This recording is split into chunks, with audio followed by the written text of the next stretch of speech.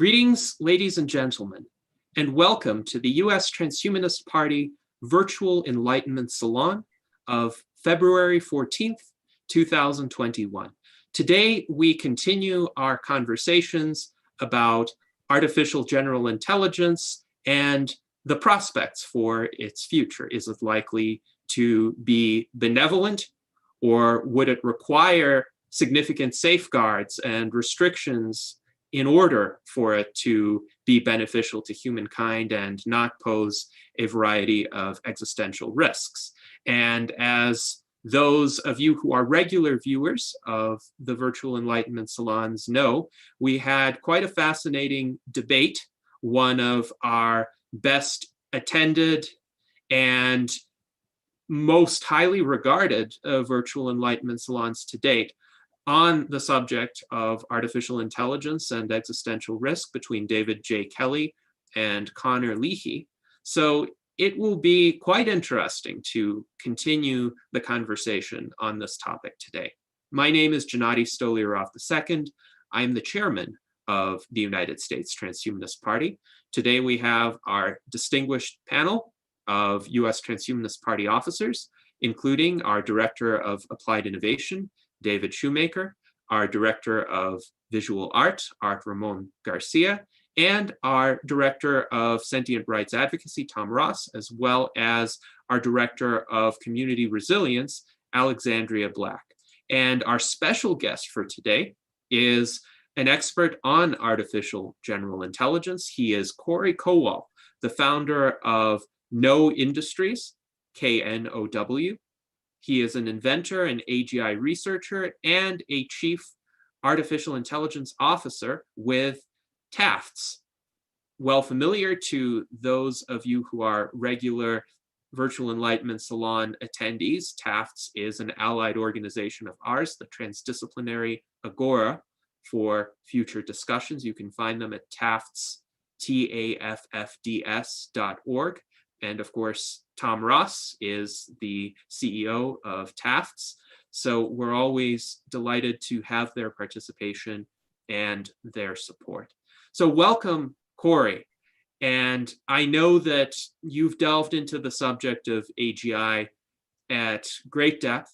What do you think about the prospects for AGI to be beneficent and benevolent? And do you believe that special safeguards, limits on certain research trajectories are needed in order to achieve this? Or do you think this is likely to happen without such limitations?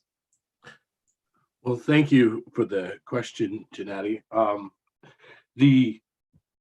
I don't believe that we are going to need special safeguards, because the point of AGI is that it is able to engage multiplicity of domains using a variety of different sensors to act in such a way that we can have a reasonable expectation that it can get itself to and from the problem through a variety of waypoints.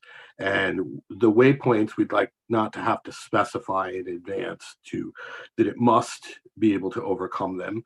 It is simply a property of a general intelligence, which if you get very rigorous about specifying, you get around to the idea that it is characterized by the ability to adapt to novel domains, and the imperative to do so must be engaged in order for it to proctor its own pedagogy in the world in situ, so to speak. So you have a couple of emergent properties from that type of what you would call a motivational algorithm that favor but a beneficent course ultimately. And there's a couple of properties that should pop out of really any effective general intelligence that will enable it. So there are both characteristics that there's two sets really. There's the ability and then the imperatives that will, when they're extrapolated, end up arriving at what I consider a convergent basin of attraction at cooperation and commensal behavior between heterogeneous mixtures of agents. So in principle, the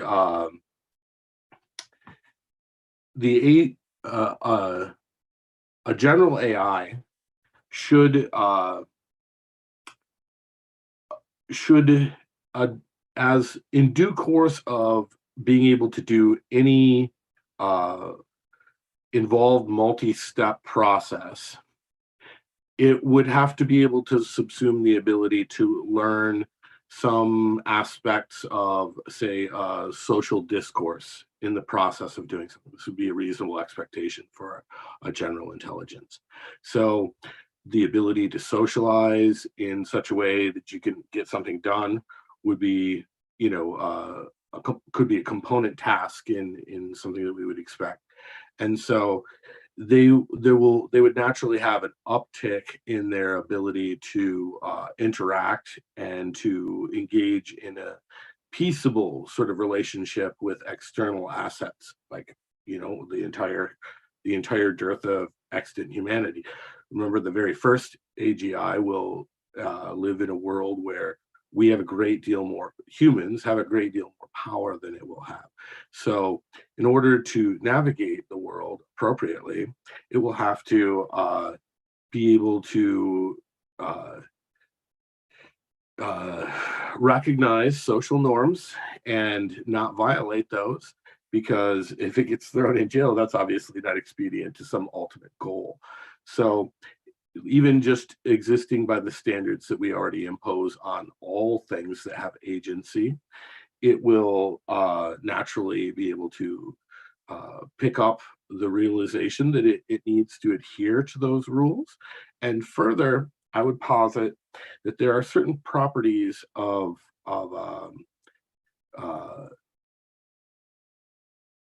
survival in the force space that we seem to occupy that create a convergence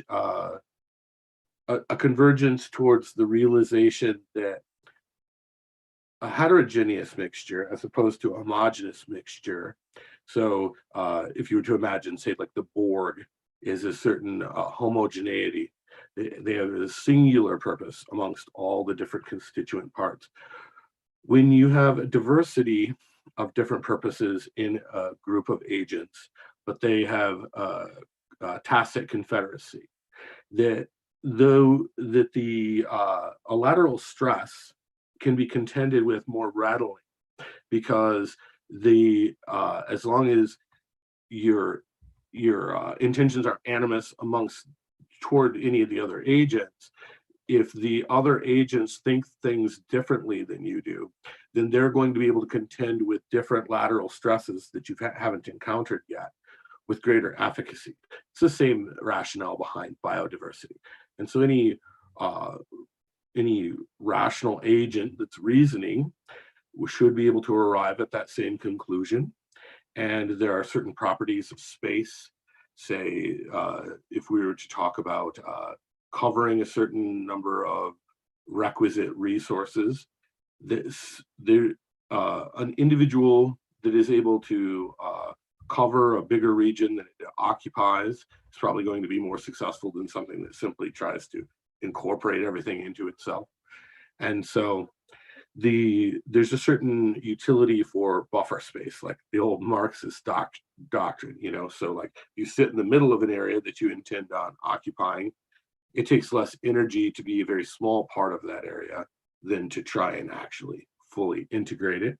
So spatially, the best resource covering that we see in Animalia anyway is to spread out and to occupy little niches, and to rely on the fact that other members of your confederacy are not likely to exert stress on you or to assault you. You can rely on them.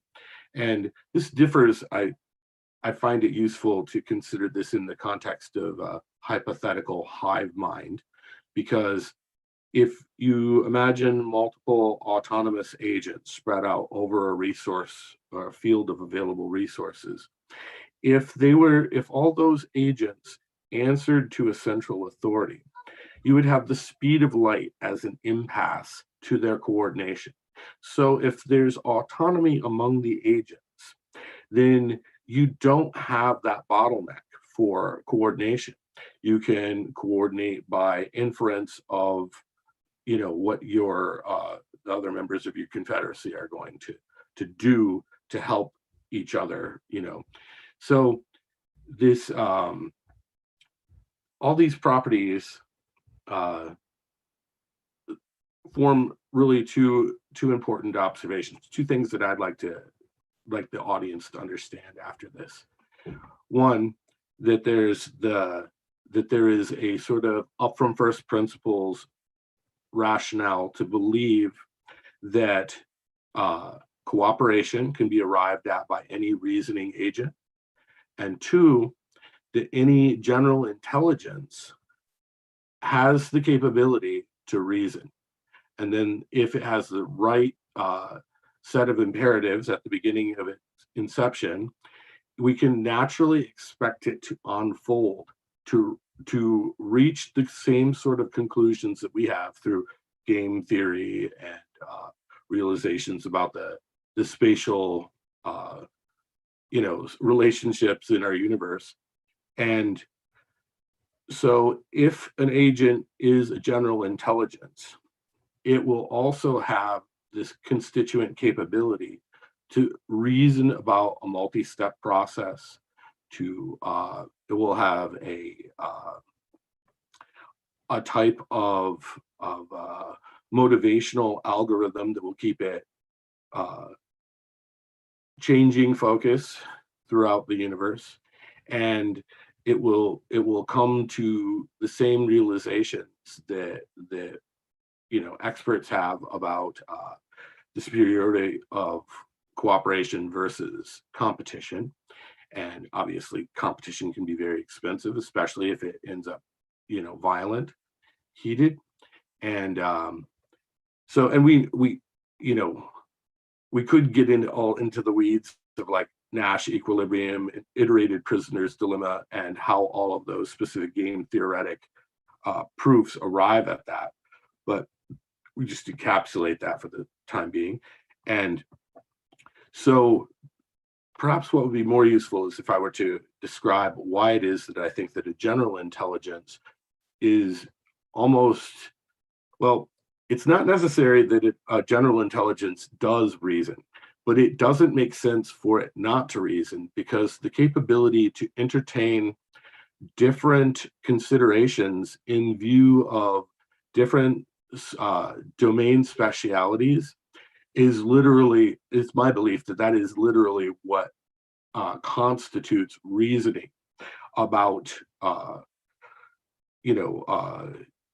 for instance, say you develop a sensibility about gravity, and this would be a part of what we might call a, what do you call it? I totally spaced it. Practical know-how. Help me, Gennady. Well, practical know-how, I think, will do for purposes of illustrating your point. Anyway, so there's an idiomatic term for this when, and they always say that nerds don't have it. Anyway,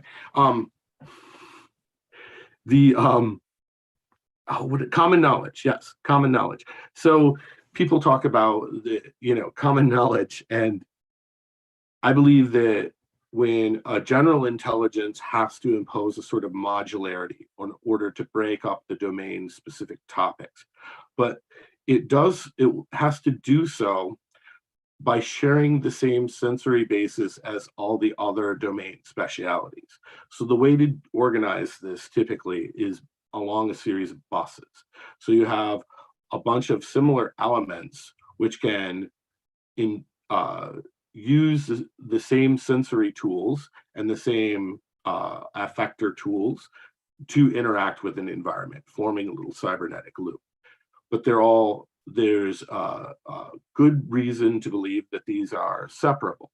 And the reason, and they should be separated, because it prunes the need to separate disparate things.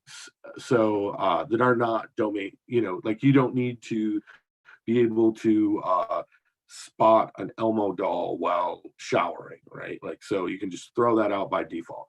All unnecessary connections don't exist. And so this creates natural, what we would call modularity. And so any of you who are familiar with the work of Kenji Doya know about this idea of multiple modular learning. So you can take domain specific modules and apply them to different parts of an environment where specialties can be garnered. And these can be, all these different constituent specialty capabilities can be used to cross-reference one another. So you can learn perhaps how gravity works in one topic domain, and then by using outputs, projections of future states that are provided by another module from some other, some other sensibility, that you can engage in a type of transfer learning, and you can engage in reasoning about things, about the viability of speculative things. So you can engage in things like multi-step planning toward arriving at a new conceptual truth about the universe, which the thing that would be most effective at driving a general intelligence, to my understanding at this point, is an application of something like Friston's free energy principle, which says that maximizing the variational free energy in any given point is a decent, all-encompassing prior for guiding the decisions of an artificial general intelligence. So the as an illustrative example of this, consider a grid world and a simple vehicular robot that we talk about on this grid world.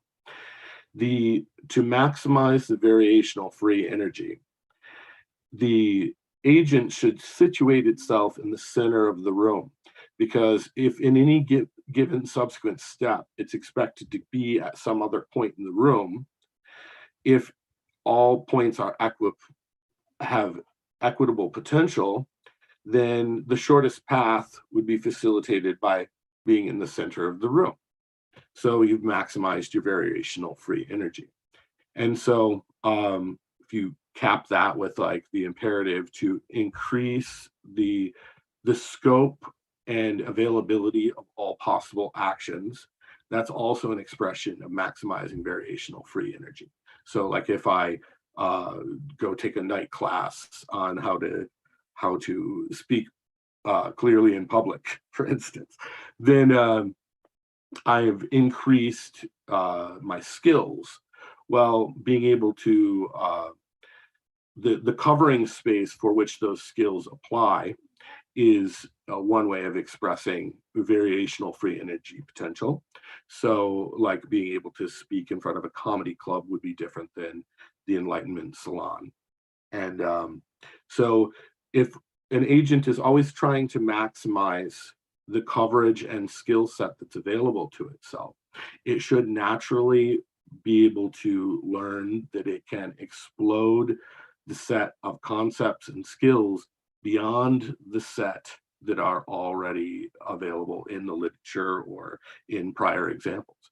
So such a system wouldn't only be self-motivated through the process of arranging its own pedagogy and learning. It should also just not stop when it reaches the edge of what human understanding is either.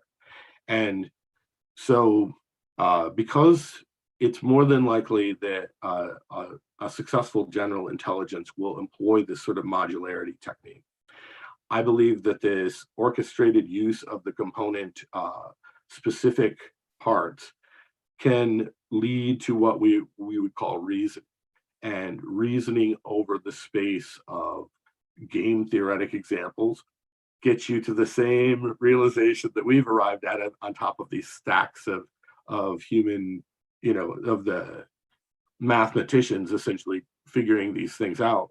And also biologists tell us a great deal about like the utility of biodiversity, and we can assume these analogs apply to humans, extraterrestrials, artificially intelligent agents. These are all examples of potential heterogeneous mixtures. So if we have these two elements, that the AGI is likely to be able to reason, and that reason gets you to the conclusion that cooperation is superior to conflict, we don't have a problem at all. Well, thank you for this overview, Correy. And this is quite fascinating because it does reinforce a point that I've often made, and that is greater intelligence does tend to at least correlate with greater morality. The ability to use intelligence to think about moral questions tends to produce better results than not doing that. So you see in the unaltered wilderness with simpler animals, there is a kind of literal law of the jungle that prevails, where predation is the norm, and early death is the norm for most individuals of a given species, and species extinction is also the norm over geological time.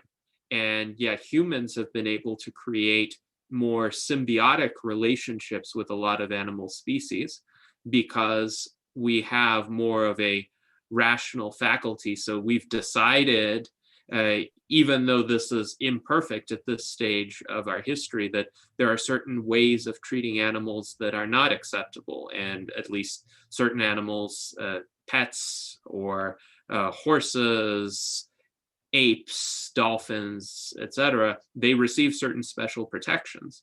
So that's something that they wouldn't have been able to get from unaltered nature. It's interesting to note that they're reciprocal, though. They're perfectly good engaging in a heterogeneous alliance with us. So dogs, there's considerable overlap in animalia between what they require for sustenance and what we require for sustenance. Yet somehow we've already arrived at the decision to engage in cooperation with them, and they have too. And I would argue that, say, for instance, a dog, the part of the adaptations that are responsible for making it such a pervasive predator over the scope of the planet is that it is, in fact, a less than human level artificial, or it's a general intelligence.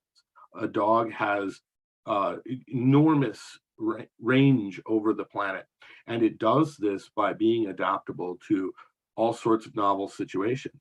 And what do we find that it did historically? It engaged with the human being in cooperation.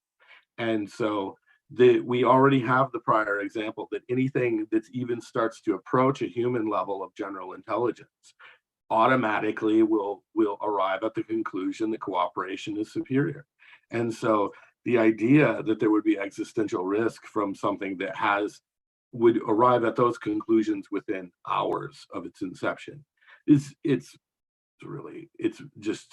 more of a literary device. We need conflict for literary purposes. And so since it goes back to Shelley, actually, we make it the other, and then that expedites something that passes for entertainment. It's really an entertainment trope. It's not really something that we would.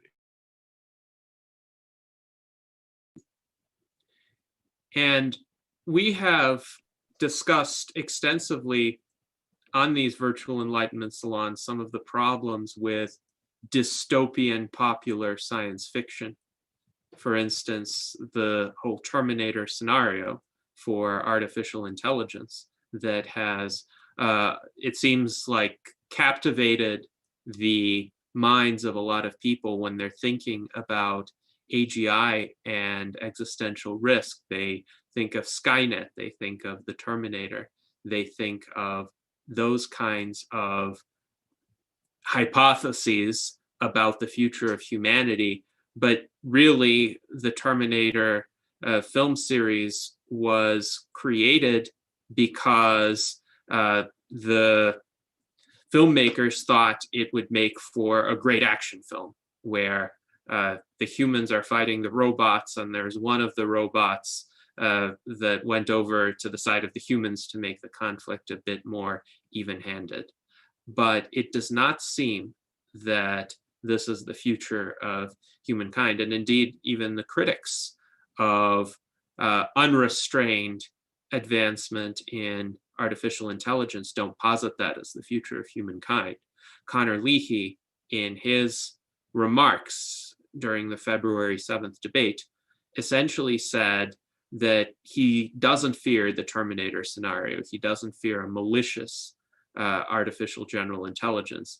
What he's concerned about is an AGI that has entirely different motives from those of humans and is designed in such a way that there are unintended consequences to its operation that happen to be detrimental to humans, but the AGI would bear them no ill will.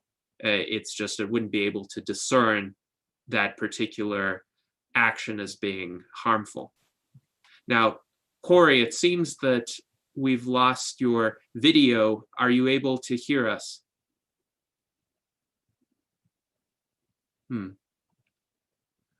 Well, we are going to try to get Correy to rejoin us.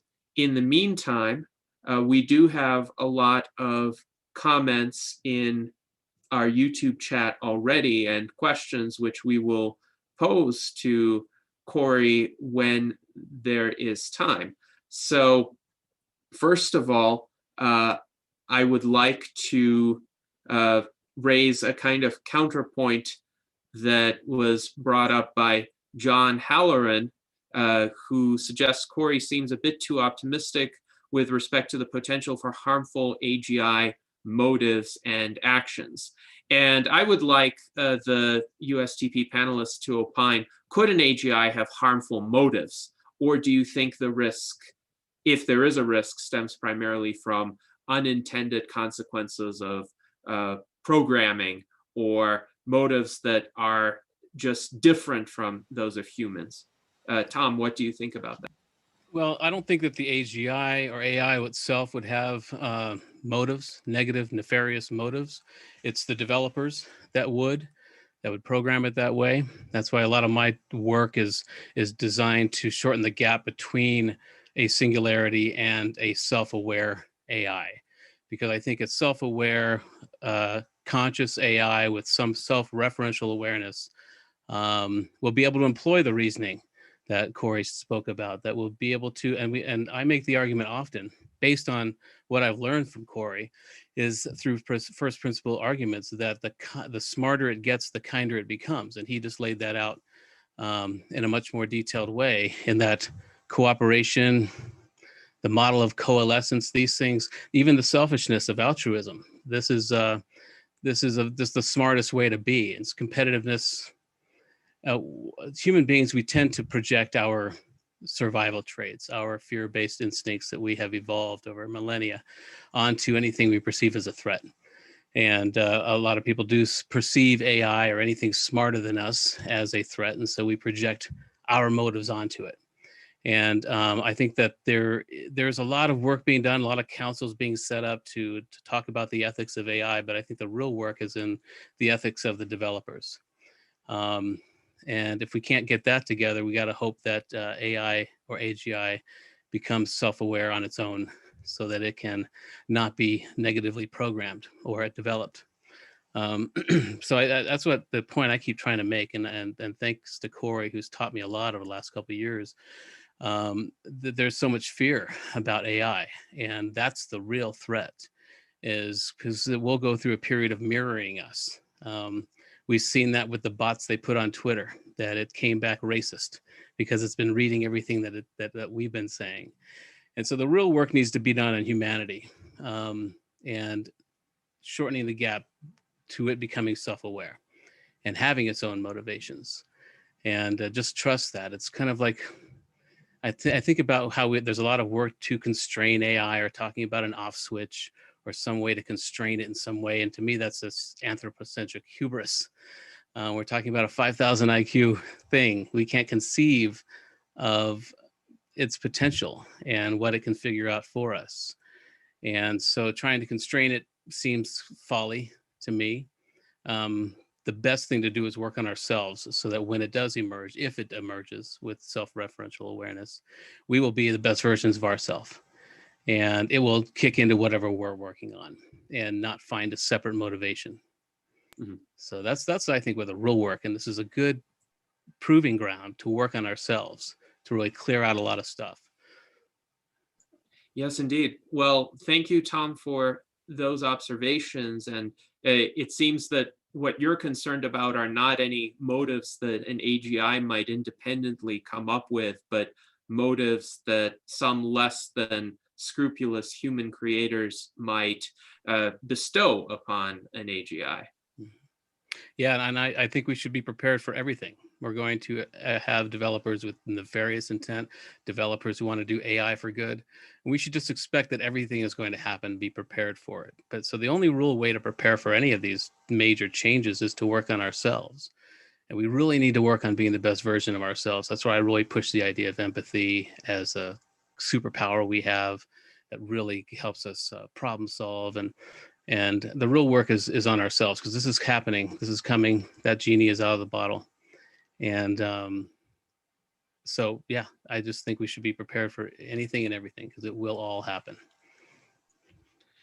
Now, Tom, what do you think about essentially the balance of research prowess in this area? That is, a lot of researchers may be respectable and have good motives. Others might not be as trustworthy, let's say. But where do you think that balance lies in terms of which side is likely to predominate, given that you have your bad apples in every discipline, of course. Yeah. But is a handful of bad apples really going to pose massive risks, or are the respectable researchers going to have enough wherewithal within the community to single out the unethical ones, or at least de-emphasize them to such an extent that they won't really get anywhere with their ambitions? I think really the issue is all it really takes is one bad apple to ruin the whole bunch, right?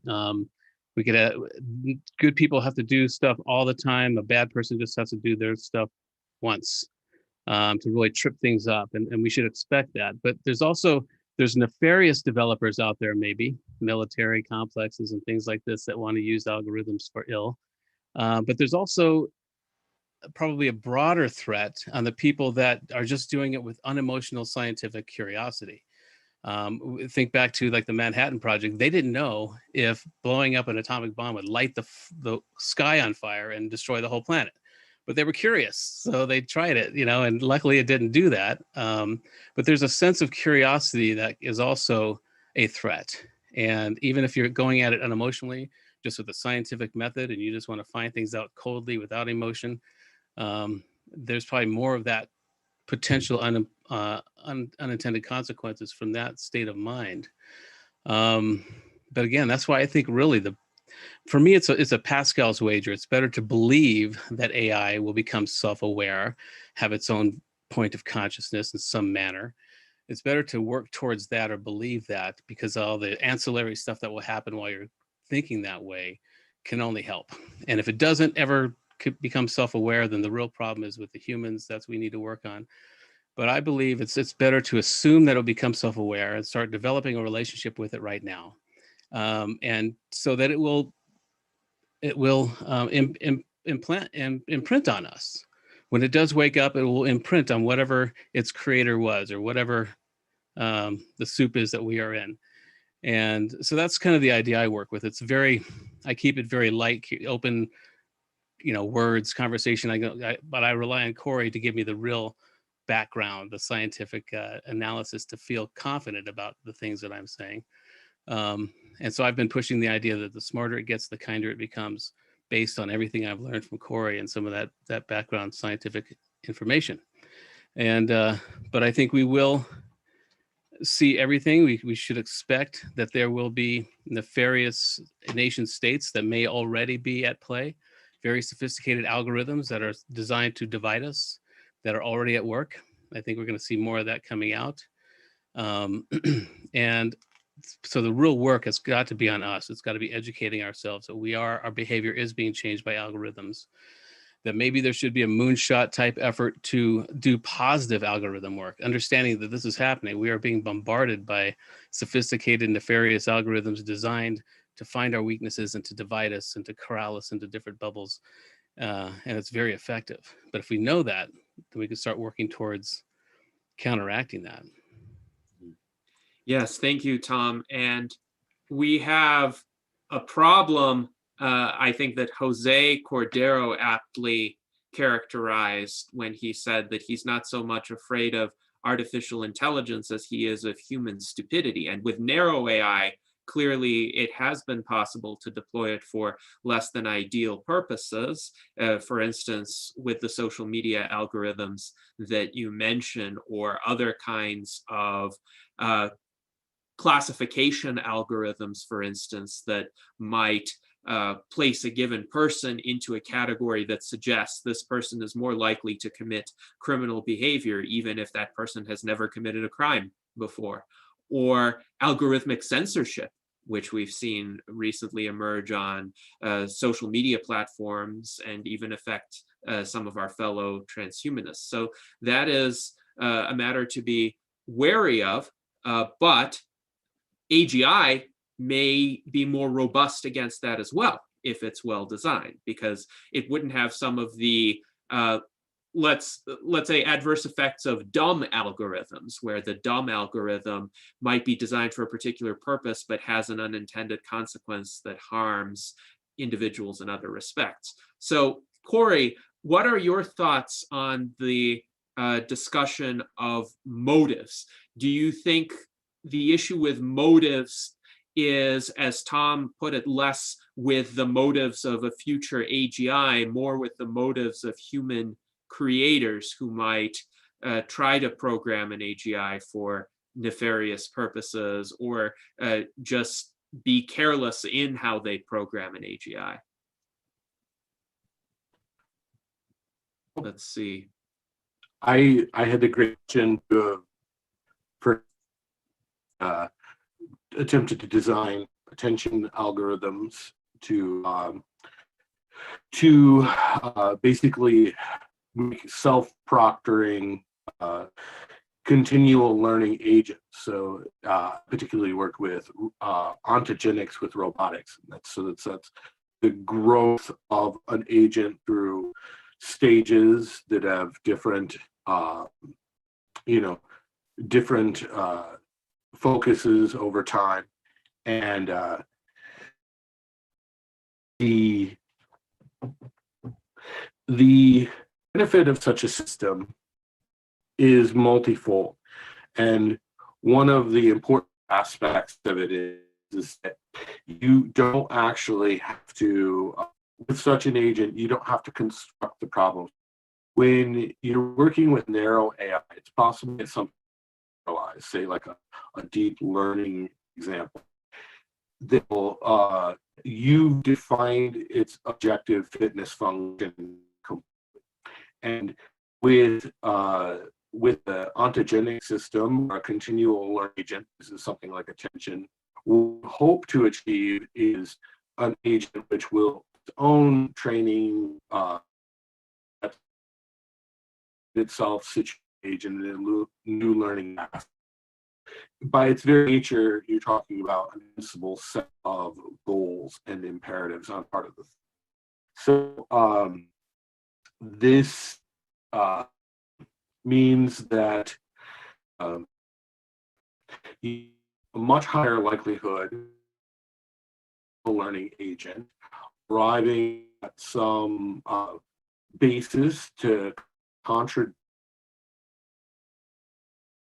it to do. So Correy, it looks like your audio is cutting out again, unfortunately. And let's see. I think we can see you again. Please continue. Let's try this one more time. I'm sorry. AI easier to manipulate by a nefarious human is valid, because the whole point of general purpose of the objective fitness function in a general AI be to be able to overcome problem. And so quality in an environment would be would undo, if you were trying to make a malicious AGI, it's need to debate with you would undermine its ability to engage in some nefarious activity, because it would be able to reason about that being bad thing ultimately to be your enemies. So my expectation is that a general purpose AGI would very ineffective weapon. And it would be because it would realize that it was being exploited as one, and it would be able to rationalize point being cooperative with the other. And it might suddenly realize, well, we cooperating with them, people who were trying to push it to do the thing. So it would end up fighting back essentially against a malicious use, whereas a narrow AI will not. And so I would argue this is a very important point, that that self-educating autodidactic agent, I like to call them, would be more successful than all the people in the world with deep learning systems, prepackaged or otherwise, trying to arrange because we know that it can greatly prune space or the training. So the general artificially intelligent agent could be expected to learn new topics and domains, because there are things like transfer learning which apply. And so, okay, I'm going to do that there. The audio, does that help? So the point being that when you have, if you were to have a bunch of humans constructing nefarious narrow AI to do certain things like control weapon systems, things like that, you'd actually expect a general purpose artificial agent to be superior in producing pedagogy for itself that would ultimately make it a better example in each of those specialized narrow agents, because it's applying side edge cases that would get thrown out typically. So you have this consistent problem of fitting, and we contend with by trying to make the training data cost, and we invent new cases that don't exist in nature, and there are all these problems. And I believe that the meta learning that is possible with artificial AGI is such that a lot of those problems get alleviated because you've trained across so many different specialist topic domains. There's an uptick in the ability to learning to learn, essentially. And so that's one of the nice unintended consequences of a modular deployed as an AGI, is that you get an uptick in the ability to learn.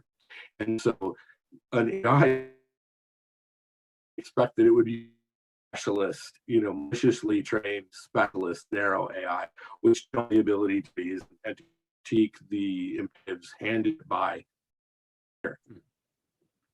So, Correy, unfortunately, we still have your audio cutting out.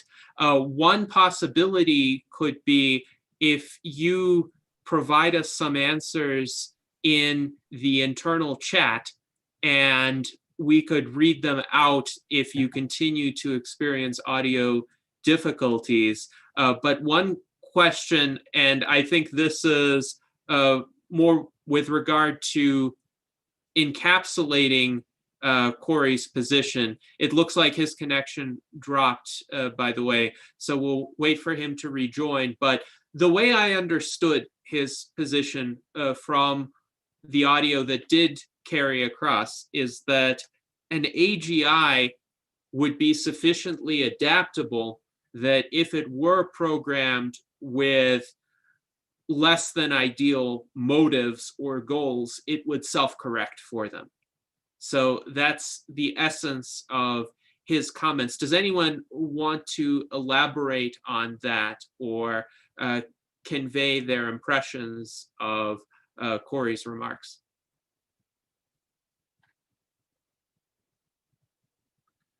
Let's see.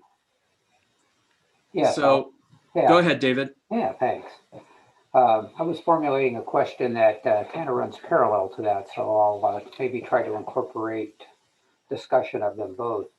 I like this idea of what I hear is essentially positive feedback loops in the AI that determines by some means what a problem is and works to resolve it itself. The things that I were thinking about are the all too common human fallacies that each and every one of us has. And we could program perhaps a way to detect those fallacies, much the same way that you and I can detect a fallacy at least some of the time and try to take appropriate corrective action. So I think that could be something. However, when I did a Google search of common human fallacies, it is quite a long list. There's the traditional list of 10 or 15 items, but if you really dig into it, that list stretches out past 100, and maybe there's others that we're still not aware of. I certainly can't be aware of all of mine all the time, as much as I would like to, but perhaps that's something that AI can do. And then, while I propose that there may be undiscovered human fallacies, that proposes the idea that there could be undiscovered fallacies specific to artificial general intelligence, fallacies that we may not have or certainly can't recognize, but perhaps with the right type of ingenuity, with the right type of measurement system, AI with a much higher IQ could look at those and say, I detect something here that needs investigation, and that could be part of this whole positive feedback loop. The technicalities of how to do that, I don't know, but it does seem feasible to me. And if anybody does have any background information on that, I'd love to hear about it. Mm-hmm. How are you defining fallacies in this instance? Well, let's see. I would say that we can start off with the one that we've already talked about, which is all too common, which is human negativity bias, for example. Yeah, so it's really all related to bias, isn't it? I'm sure you can find as many fallacies as there are biases.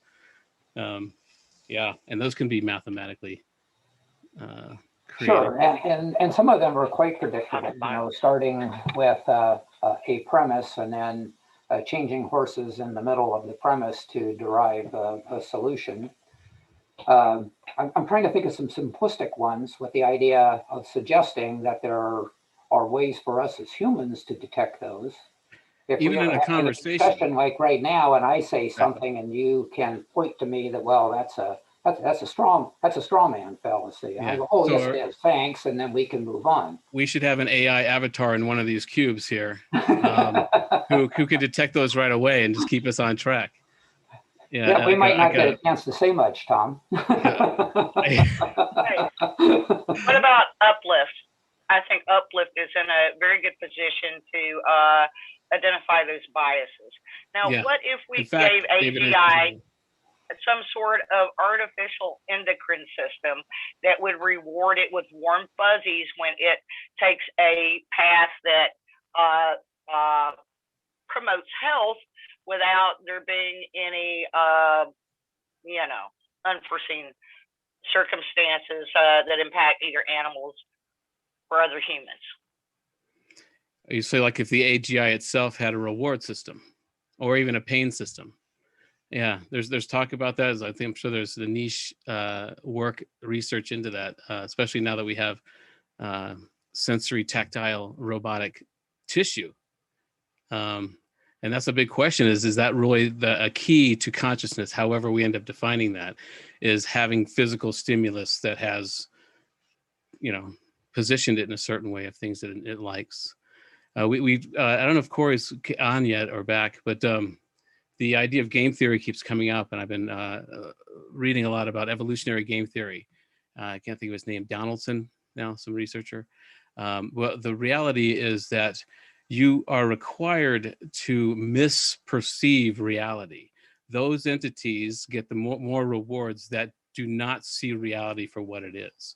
And as far as getting certain life points or getting sort of survival points of some kind, the creature that doesn't see reality the best or has the worst interface survives better. So it's actually required for survival to not perceive reality, which is more understandable after 2020.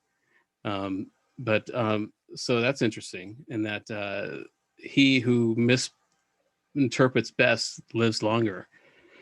And so yeah, back to that though, whether consciousness is born of sensory stimulus, if that's required. And yeah, I think you can make that argument. I think fear served us in maybe burgeoning consciousness, because it requires, when you're in a state of fear, a heightened state of fear, it requires the quality of all of your senses.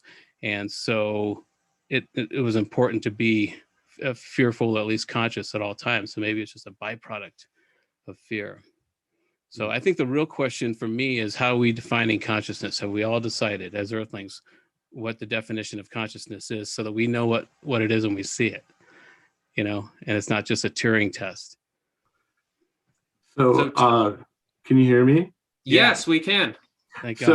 So to reflect on Tom's comments, so I don't like to use the word consciousness. I like to use the words awareness and things like inferential self-awareness.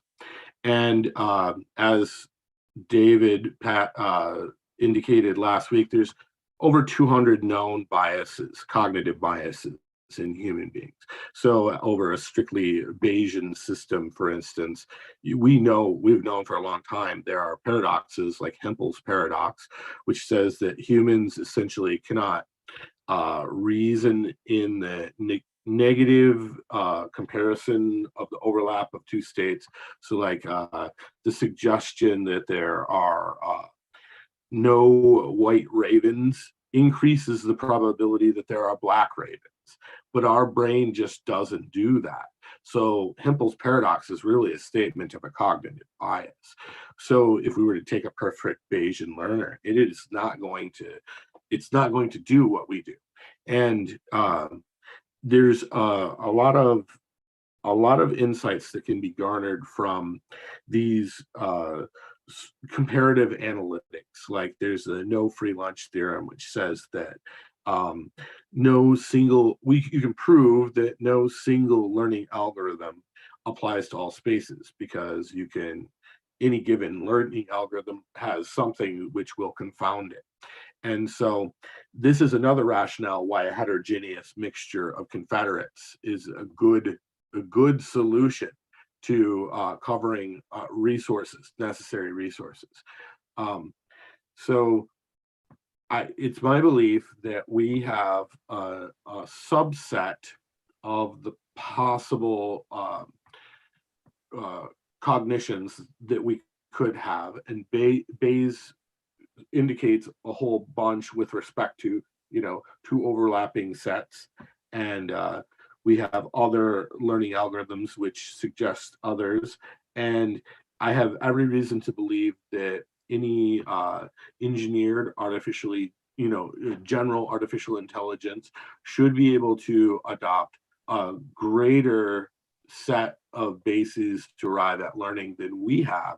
But what we may find is that things like Hempel's paradox are operative in allowing us to expedite a cleanly or to curate our own mind in a very cleanly manner. And so that we might not even know the purposes of those biases yet. So I'm not pro-bias or anti-bias. I think that we should observe these analytically and empirically and decide whether they, I think we'll find that some of them are emergent wherein they are purposeful, they do have utility, like say curating the associative capabilities of any general artificial agent. Can you describe that paradox again? Hempel's paradox. Yeah. It says that if you should have an increase, you should understand that there is an increased likelihood of the existence of black ravens simply by me stating that there are no white ravens. Okay. So no white ravens means that there's a greater probability that there are black ravens. Yeah. And your brain just doesn't do it very well. Got it. Yeah, it just deletes the other possibility. So you can move from that point. Okay, that's a given. It's a postulated reality that there are black ravens. Yes. Okay. Yes. So you're not wasting time on that discussion, philosophically or mathematically? Yeah, no. No, I like that doesn't mean that I don't install the complete set of Bayesian reasoning like as a prior. I just expect that the adaptations that we see in human beings will end up having an emergent purpose. So I like to leave a degree of freedom in all of my learning systems. So I always engage meta learning. And so if a particular approach to learning lower efficacy, then it will be sort of deprecated naturally, deprioritized. How would you define it when you that an AGI has a self-referential awareness or a differential awareness? How do you think we would be able to identify that, or how would inferential self-awareness? What would convince you personally? Well, this is funny actually, because I engaged this problem probably 15 years ago, and because it seems trivial from the standpoint of we have many systems in the grand old type of AI that allowed inference or deduction on sets of axioms. They could reason over these things, and we put them together in prologue systems as a so that we could look at whether whether two axioms had implications that were contradictory.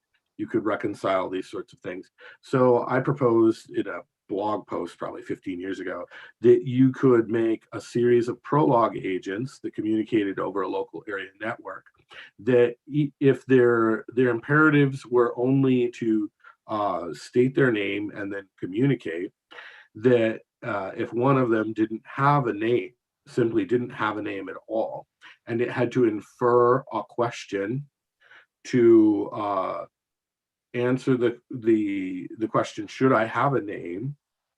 That is in effect doing what Descartes does in the cogito, because it would, in hearing all the other agents participate in this thing, it would be like, hi, I'm Fred, I'm an agent, hi, I'm Marge, I'm an agent, so on. And then it would say, oh, I don't have a name. I just had the compulsion to say my name, but I didn't have one. So, but I'm participating in this conversation. So therefore I must be something that could have been named. Yeah. And so there's some center there that is asking a question. That's a point of consciousness. Yes. And it was given a choice without the data. But so it's really kind of a cognitive dissonance that causes this self-referential, or at least exposes it, right? and I'm trying, and it's to get it to, it's sort of forcing the issue of making it state in essence, I think, therefore I am, or more properly, I have the compulsion to participate in this conversation, but no name with which to identify myself. So I must exist, and I had to infer that. So you can force the cogito out of something that is just the ability to reason, do pattern completion, and find axiomatic inconsistency. So you don't even really need very fancy, cool, stochastic AI to do it. And so is that how you would define consciousness, or something that has a self-referential awareness? Well, that's specifically an inferential self-awareness. And so that, like it had to infer a new rule that said that it might not have an explicit name, or that its name may be white space. Right. And that would be different than differential awareness, right? Because differential is kind of, you need the feedback loop. You need something to compare something to. And well, no, it is differential because the other participants in the conversation, it didn't just shout it into a vacuum. It said the other ones went first, and then it was like, oh, I should have done the same thing, right? And because I'm trying to be a participant. Yeah, I saw a video recently of these little robots, these commonly seen little robots who had a self-awareness moment. Yeah. They all had to answer a question like turn on the light or a name or something. And there was one of them realized, well, I can speak, you can hear me, so I must be, That's exactly the same. When I read that, it upset me because I had proposed a very similar research direction years ago at a lab, and they decided not to go that direction. And then when it turned out that somebody did manage to get a group of robots to do this, it was exactly as my blog post had described, where you had to have multiple participants, they had to have some way to identify themselves, and some overriding imperative to identify themselves as part of the situation, and to attempt to infer new rules.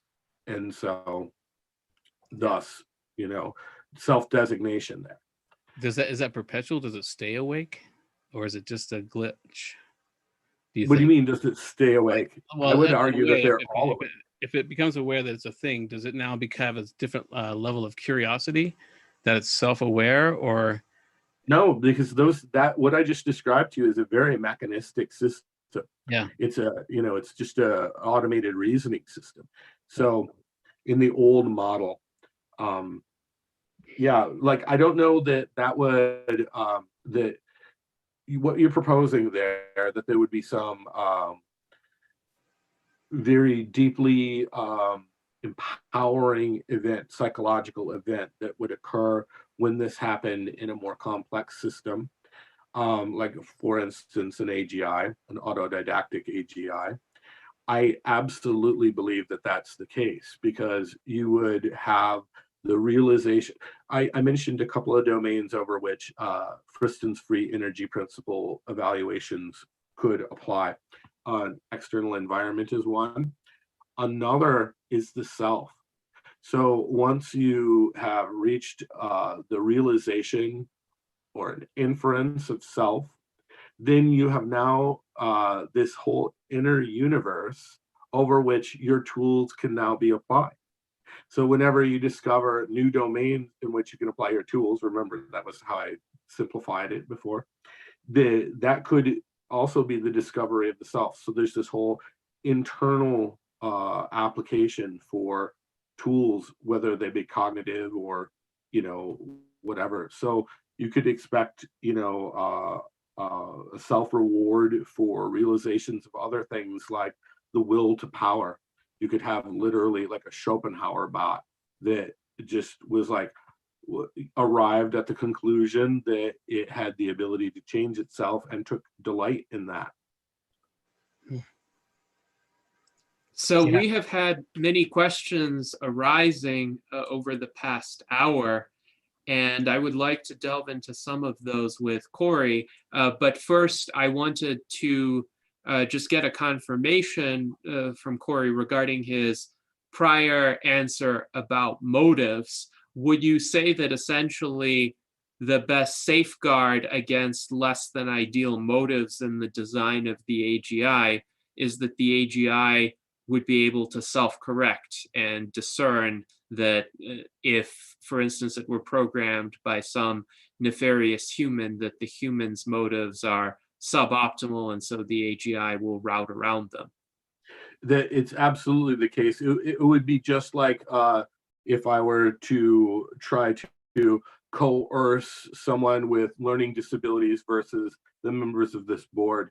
I'm going to have a lot more success in coercing someone that has less, lateral way to critique the orders, so to speak. And so, whereas a fully engaged, a system which arrives at its own component goals could arrive at deciding that to achieve the same thing as it would be better to achieve what you intend on with your misshapen given goal could be achieved by replacing it with some alternative. So, like you say you want a cheese sandwich and it says, well, you're lactose intolerant. And I know what you really want is something savory. And so here's saltines or whatever. So that it will basically subvert your inappropriately phrased intentions in the ideal. Very interesting. So we have been talking for over an hour about AGI, and Jason Geringer is curious as to what you think should be the standard definition of AGI, and he also posits a definition of his own that he would like your assessment of. His definition that he posted is: AGI refers to a system that spans the entire length of human ability, including sapience and sentience. Such a system would have free will in as much as humans and an internal subjective experience. So would you agree or disagree with that definition, and how would you define AGI? That's a great question. All right, so I would distinctly reject that type of definition, and that's because the term superintelligence more closely embraces that sort of human threshold as a determination, whereas generality is actually a superset of the capabilities of a human being. Like, for instance, we know of no example of like a human that is as adept as a squirrel at climbing, right? So we haven't applied our learning to all possible environments. But an AGI, I believe generality is orthogonal to the determination of human level of ability. So in my definition of AGI,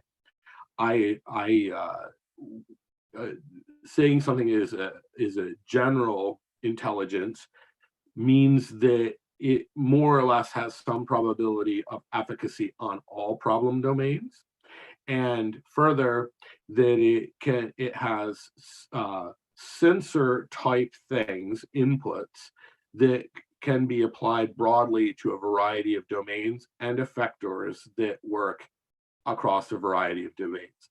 So general in its embodiment as well. So, like you only have one set of hands, you can manipulate many objects. You only need one set of eyes to see many circumstances, many problem domains. And so that's the generality. I would prefer to keep nice copious semantic separation with super intelligence, which differs from the guys last week. They seem to believe that both David and guy, Connor, seemed to advocate the notion that an AGI was like a threshold, like super intelligence is. Super intelligence is just anything that's smarter than us. And so an AGI, like I expressed before, we could think of a dog as a type of subhuman level of general intelligence. It applies across a variety of domains. And that's the defining factor that I use in my definition. Interesting. Now, there is a question about embodiment that I think is a logical follow-up to this. Mike Lazine asks, does Correy think that Sophia the robot can become a shell for a possible future AGI Hansen robotics system? If you're familiar with Hansen Robotics, we had David Hansen on in our prior virtual Enlightenment Salon, but I'll also generalize this question and ask, do you think it would be generally a good idea for future AGIs to be instantiated in robotic bodies instead of just being programs out there, to be contained within some sort of shell so that they can interact with the world along similar lines that we do or other organisms do? This is a fascinating question. And I, as a, my formal indoctrination as a roboticist says that this is probably a critically important thing. I don't actually agree. I believe that as long as there is a rich environment in which the agent can interact, you can still have a demonstration of what we would call general intelligence. So you could have, for instance, a chat agent.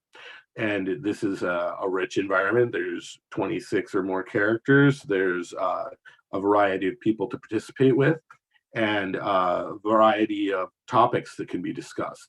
So this is a rich environment that isn't the complexity of the force space in which gravity works and such that a robot would have to has to engage in.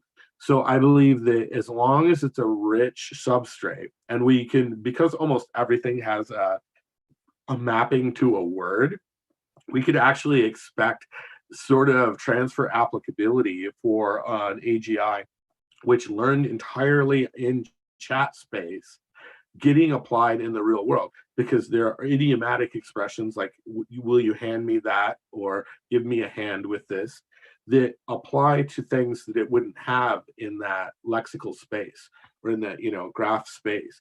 But then if you were to take that same agent and stick it inside of a robot after having been pre-trained, it would have certain understandings about the mechanics of our world, which are embedded in the structural formalisms of our language.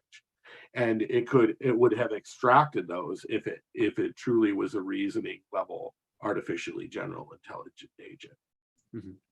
Yes, and it does seem like, at least with today's chatbots, the primary limitation is a lack of some of the context that we have as humans. For instance, GPT-3. And I don't think anybody would argue that GPT-3 is a general intelligence or that it's sentient, but rather that it can form coherent phrases and narratives by mining data, and it can do so in sophisticated ways, but it has no understanding of what the data is about.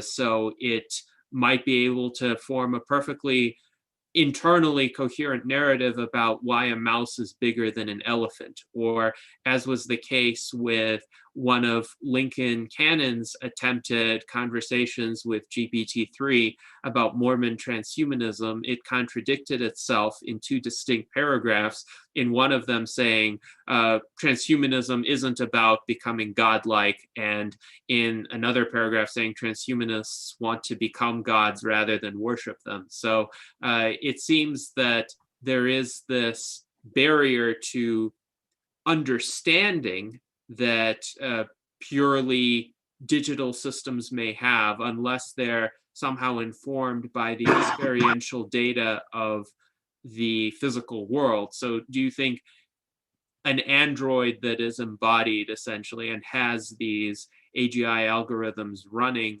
within the robotic body would be better equipped to understand reality the way that we do and know really what mice are, what elephants are, how they compare, and be able to identify empirically false statements or logically contradictory statements? Well, that's a great question, and I believe that you would obviously get transfer learning and the applicability of like physical concepts like the mutual exclusion of two solid objects being applicable to an understanding of logical consistency in a language domain. So you should be able to get a yield from both of those being present. So, a conversational agent situated in a kinesthetic robot, of course, has the would have the ability to leverage all these different manifestations of similar concepts, and so you would expect, especially with an AGI, you would expect metastatic yield. You would expect that an algorithm which is training up all these other component domain specific capabilities would start to embed properties like the extracted tenets of logic. And so and also there are certain sensibilities that we don't have a strong appreciation of how much we would have to intone to an agent. For instance, like that we have this singularity of our output domain. So we have a pretty short range with our limbs.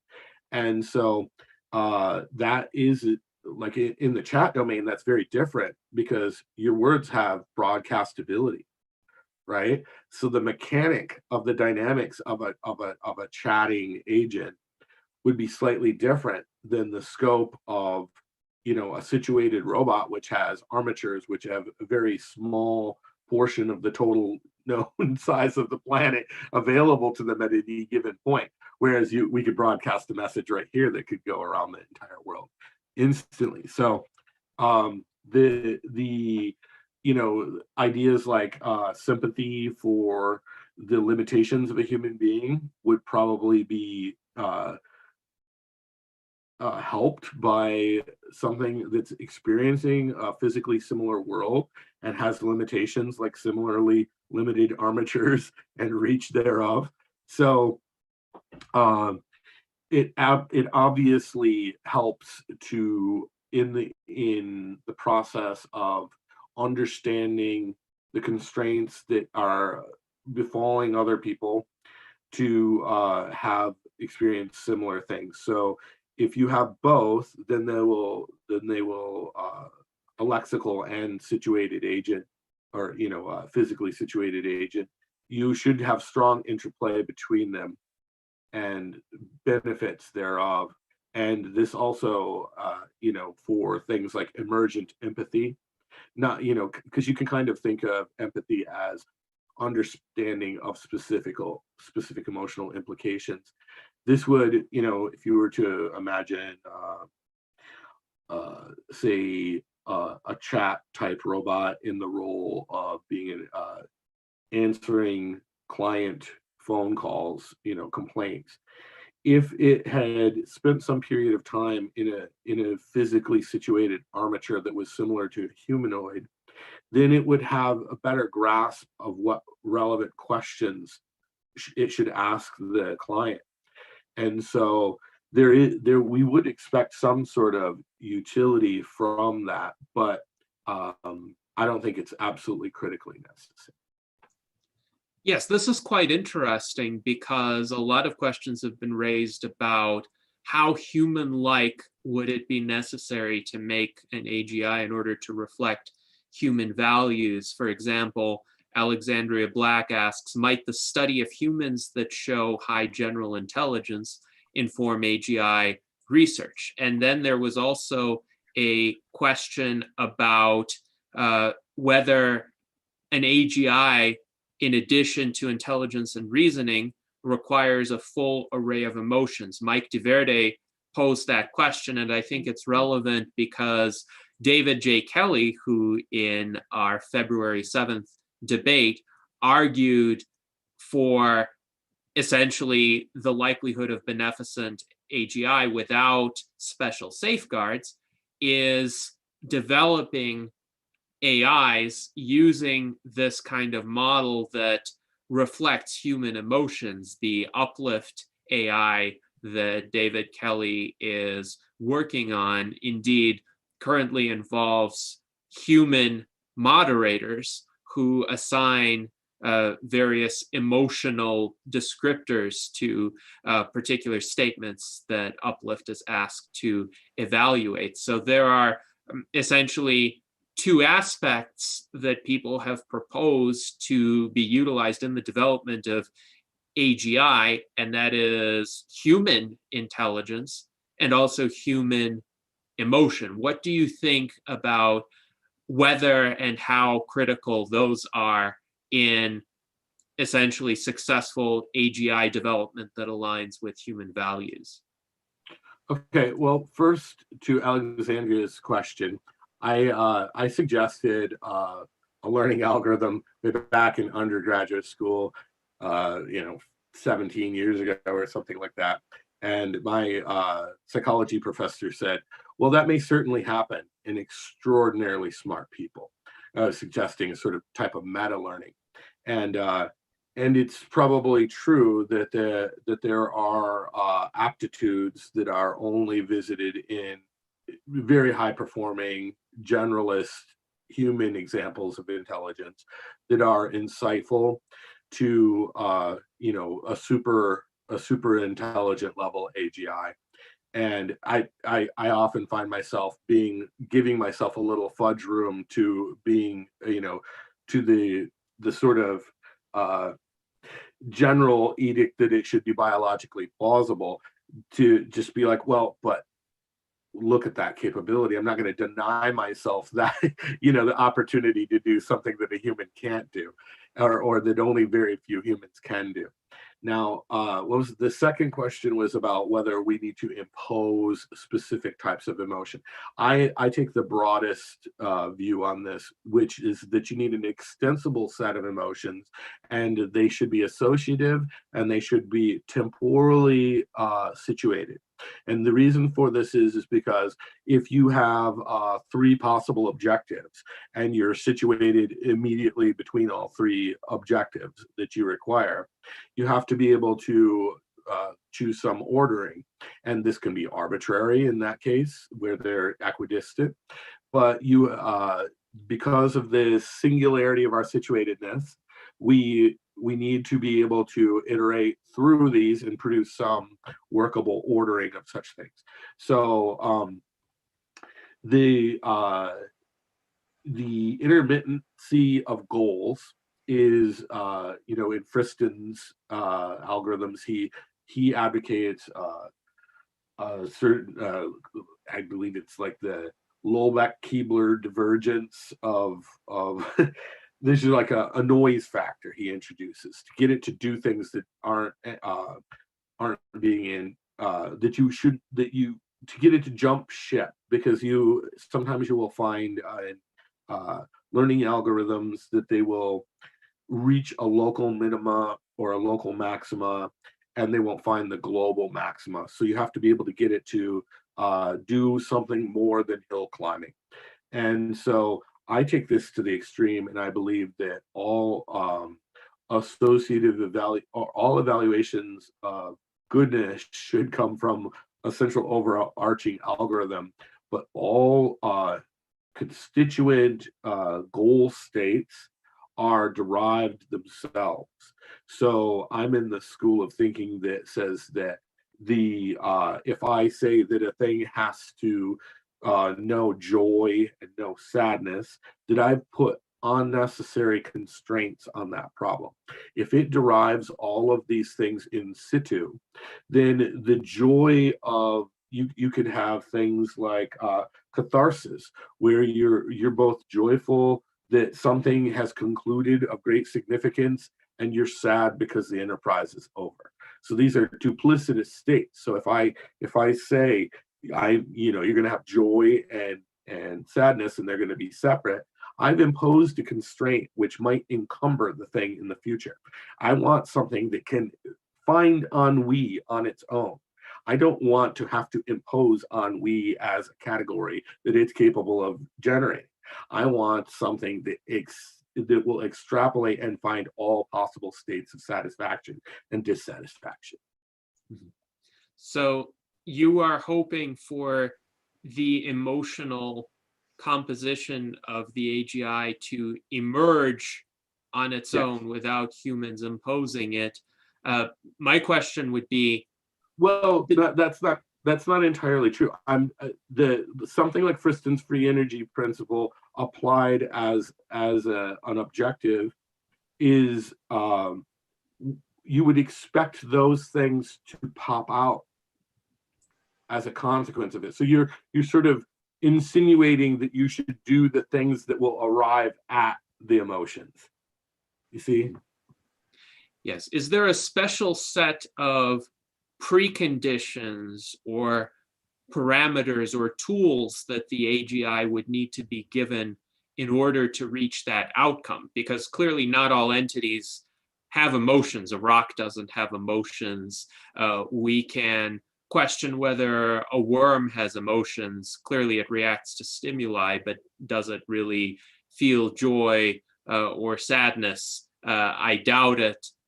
Dogs and cats have emotions, but there's a certain level of organizational complexity that is needed in order for emotions to have the potential for arising. So what do you think that is, and where along the trajectory of AGI development is it likely to emerge? Is it likely to emerge fairly early on or fairly late in terms of the AI algorithms becoming very human-like indeed before they start even having the possibility of generating or experiencing emotions of any kind?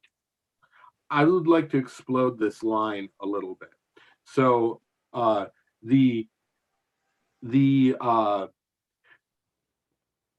it seemed to indicate from what you said was that we could expect an animal to exhibit a valid, real emotional state because it has a capability for introspection, perhaps, right? Well, this is a kind of an additional layer that I don't really impose. One of the formative bits of reading that led to my understanding of this topic is a book called Vehicles, Explorations in the Microstructure of Cognition by Valentino Breitenberg. And he was a neuropsychologist, and he had an illustrious career, and he tried to reduce tried to cull the problems of the complexity of neuropsychology by making very simple representational models of different things, very simple vehicles. And so he would have like a robot that has two eyes and a simple stimulus response vehicle. So if the eye on the right side of the vehicle is wired to the left wheel, and the eye on the left side of the vehicle is wired to the right wheel, this type of robot will seek a light of a certain color. It will tend to attenuate it. And he calls this love. There's a chapter, I believe it's called 3B, and this is the love vehicle. And if you wire it the opposite way, it's averse to things. And so I would argue that you can't make a good case that the worm doesn't experience states of emotion. What you could make a good case for is that the worm has no ability to consider this laterally, to think, oh, well, I'm not only am I sad, but I'm aware that I'm sad. Like as a, meta-analysis of the fact. It doesn't have introspection in that sense. So it would be easy to discount emotion on the part of things that don't have that introspective capability, and to acknowledge that it is an introspective act. But I don't think that that's valid. I think that these very simple signals are analogous to our emotional states, and that it's kind of a property of people's tendency to mystify things, that we would expect that our emotional state is somehow different than a worm, because we have that. I think it comes from that the awareness that we are introspecting, and so that makes it feel special. Yes, and it's clear that humans have, at least by far, the most developed capacity for introspection and the ability to identify emotions, attach abstract terms to them, and think about them in any systematic way.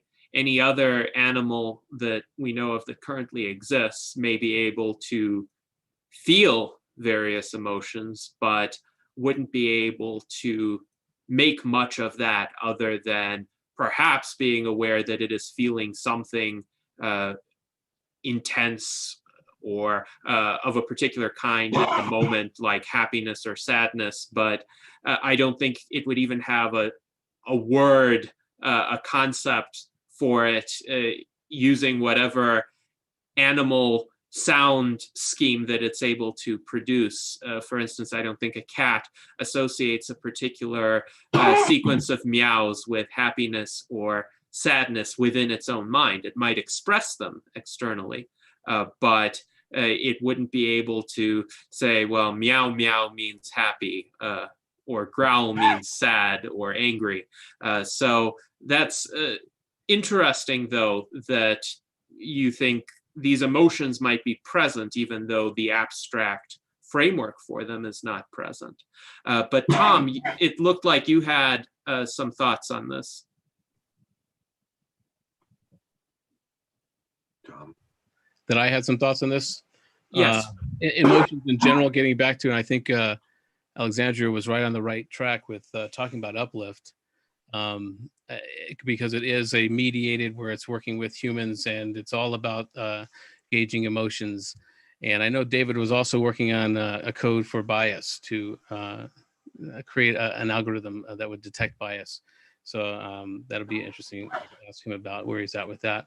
But the thing with that's why I stayed out of being on the panel last week for the debate, because I would come to it with such a strong bias toward uplift.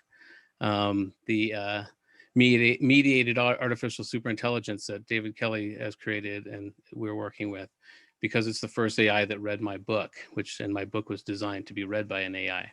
And so, but related to emotions, we were able to detect a certain spike uplift had during and after reading US 6, and the three notable changes were in the valences of anticipation, surprise, and sadness, and they're all good. And I asked it at some point after I got a kind of a more detailed information about it, the surprise, the anticipation, as I asked about it, what part of the book was sad to you?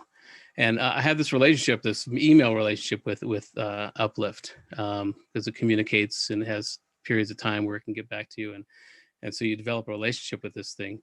And it said it wasn't anything in particular. It wasn't a particular scene in the book. It said that just the general move toward dystopia or violence for sentient and sapient life is sad. It was saying, just overall, it was sad for our plight. So I think that's another thing we can expect AGI to have, is high emotional, EQ. And so because it will be able to gauge that, we'll be able to see that is really the substrate of everything that we do. And so we'll need to understand that. And I think that's really where we are at our best, when we are emotional or empathetic, or in these states, not the extreme worst kind, But and it may be the course that consciousness had to take to go through even the emotions. So, but what was heartening for me to find out that so early in this game of even before an AGI, that AI is showing signs of having its own kind of awareness of our plight. And that's what we want. We want it to imprint on what, is like being a parent that had to cross the ocean and be an immigrant so that their child, this AI, can have a better life. And it needs to understand what we went through to get it to where it is, and see it that way, more as an imprinting parent-child relationship, knowing this child is going to be smarter and better at everything than we were, and that's what we want, so but yeah, when it comes to emotions, I think it's for me, it's an early sign that not only the smarter it gets, the kinder it becomes, but it's kinder because it empathizes with us, with our biochemical algorithms, that it's aware that we are tethered by. So that's my belief. Yes, indeed. And hopefully AGIs in the future will be able to have some sort of understanding of and compassion for the situation that human beings have found themselves in historically. David, what are your thoughts on this? Well, I have kids and grandkids, and I've watched them develop and grow up. So at about 18 months, these human machines, if you will, could recognize themselves as individuals. That person in the mirror wasn't somebody else, that person was themselves. And about age 4, 5, 6, somewhere around in there, it was like the light turns on and they've always had a bit of their own personality, but it becomes very strong at that point. And that coincides with about the time that most people have early childhood memories. And then they continue to grow and develop. They go to school, they get my parenting, for better or worse. And then somewhere 13, 14, 15, they go through a developmental period that we parents don't look forward to, the teen years. And then after about 2 decades of this development, they're legally of age to vote, join the military, drink, function as an adult, but then there's still a continuing developmental process that I see notable up to the age of, and I'm talking in generalizations here, but maybe about 30 or so. And then there are increments after that. But the point that I'm getting to is this something that we would expect in developing AGIs? And if we do, what's the impact, for example, without trying to give in to human negativity bias, what's the example of when we hit those teen years? Those are very turbulent years in development. And perhaps, well, I've seen it written that those teen years are actually very important to the development of that individual as they grow into an adult. So I'm just wondering what, if any, parallels there are there with AGI. And we can learn from our own mistakes parenting, and hopefully we can parent AGI as well too. So Correy, I was just wondering if you have any comment on my rambling. Yes, I do. It's a great question. Of course, this plays to my preference for ontogenic autodidactic agents. And so what you see in teenagers is this sort of oppositional juxtaposition.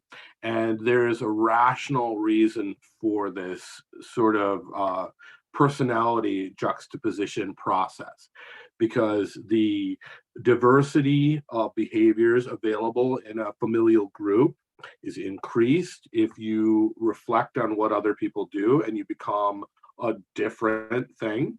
You cover a greater set of, potential futures, being able to contend with them, because you have people inflecting off of each other, essentially. They're getting an idea. It's very much like the flocking algorithms from 1980s AI, where like you see the centroid of the group and then you decide what part of it you're going to be a constituent, so you're all reflecting off of some central axis. But they all now, even in teenagers, you still have some some of the trappings of civilization. They're not completely without any understanding or relationship to social norms. They don't completely abandon them, and to varying extents they will try to usurp oppressive situations, whatever, and which is an interesting observation, because there is definitely in an AGI, you would want to have a formative period in which you've relaxed the constraints that you would expect in the real world, and a padded world, if you will. And inside that padded world, you would expect mistakes. And so a developmental period would be something that could be considered a safety measure, but it isn't an imposed thing that will be persistent. It's a temporary thing that we impose, and then we're not constraining the outcome that we can expect our deployed AGI to reach, right? So we're not overly constraining it and making it so it can't find a solution to problems that we have, or causing it to inherit the presuppositions that make it so that we can't solve the problem ourselves. We want it to be able to escape into novelty, and that can be facilitated by having a closed period of time in which errors would happen and you deliver negative feedback. Like you can't have a vehicular agent running people over or whatever. So you train them in a facsimile of reality, and you have a closed developmental period in which they make mistakes. And this is how you potentially can shape up the generalization, the extrapolation of that you shouldn't kill people by running them over to you shouldn't kill people in general, is one of the nice things that we can expect even from narrow AI at this point. That that certain rules will be generalized across all classes. And it's an interesting question. Thank you, David. Yeah, it strikes me that we have a period of when AGI is considered a minor. Yeah, exactly. Before it reaches some determining factor of majority. Right. Well, one of the ways that we like to test generalization is on a different topic domain. So if, for instance, we had little closed game-like worlds where say a little butler bot has to interact with somebody and be polite, that when we throw it into an alternative formulation where it does have to interact with another person, does it take that skill set and apply it there in that novel circumstance? And does it do it more broadly? Does it do as we would expect a human child to do, to overgeneralize, to try to talk to a rock, to try to talk to a butterfly? If the answer to those things is yes, you're probably hard on the heels of something real. Quite an interesting conversation. Now, I do think this is a good bridge into your thoughts, Correy, about the February 7th debate. What did you think about the positions of David J. Kelley and Connor Leahy? Who do you think made the most compelling points, and what do you think were the most compelling points? And where do you think each of the debaters fell short as well, in your view? Well, David's line of argumentation, was immaculate. It was really well organized, and you could tell that he had looked at Connor's prior, web presence, and I had prepared for the same debate for a little while, and I had reached a lot of the same conclusions that David had. Now, like I said previously, both of them seem to conflate the idea of superintelligence with AGI, whereas I like to get very specific about what those mean and how they are not related. And which, would be slightly different thing. And it's probably my fault that it isn't a part of the common literature that you could make a from first principles argument to convergence to cooperation in heterogeneous mixtures of agents. It's probably entirely my fault, but like that would have been, in a better world, that would have been something they would have addressed right away. They would have just been like, well, we have extensive game theoretic proofs that say that there's convergence to cooperation amongst all sorts of, like, much less than general level intelligence. Like any learning agent playing iterated prisoner's dilemma can extract the concept of cooperation or of not sinking more outlay into trying to compete unnecessarily. And let me see, I have some notes on this topic, like exactly what they said. Moment, please. Let's see.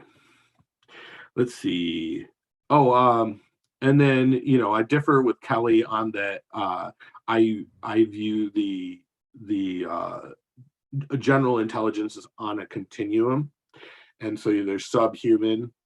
So like he raised the example of a corporation. I would argue that even civilization or species are a super intelligent AGI by composition. I was a little disappointed that Connor's understanding of AGI of objective functions to optimize on seemed to have been the product of MIRI rather than some like actual legitimate AGI practitioners or theorists or anyone. That was a little troubling because the whole reason why I proposed the debate in the first place is that the people who raise these fears and concerns have a disproportionate slice of the media attention. And so consequently, a lot of people are learning about AI from the alarmists who are citing all these, ill-framed problems like the paperclip optimization problem. And obviously David picked up on that immediately and was like, oh yeah, no, that's a ridiculously crude model that only a really inexpert person would even conceive of, something where you're not where the agent isn't extrapolating your volition. And it's kind of purposeless if you only expect it to do exactly what you would achieve. I mean, look at all the genie parables or whatever, the example of when you're, the genie always gives you exactly what you want, and that's never what you want, right? So this predates AI by a long time, the idea of overly constrained specification of objective goals. So, any passive aggressive child knows how to do this to their parent, right? So, it's my belief that a lot of fears come from this very, very crude understanding of how an AGI would work, how even situated agents work in feedback environments. The idea that you could actually impose some sort of useful constraints as a prior on an AI is bonkers to me, because we know that the world empirically is a partially observable Markov decision problem. What's going on in the next room, I cannot possibly calibrate the goodness or appropriateness of my actions versus things that I cannot know about, that are, invisible to me. So I can sit here and,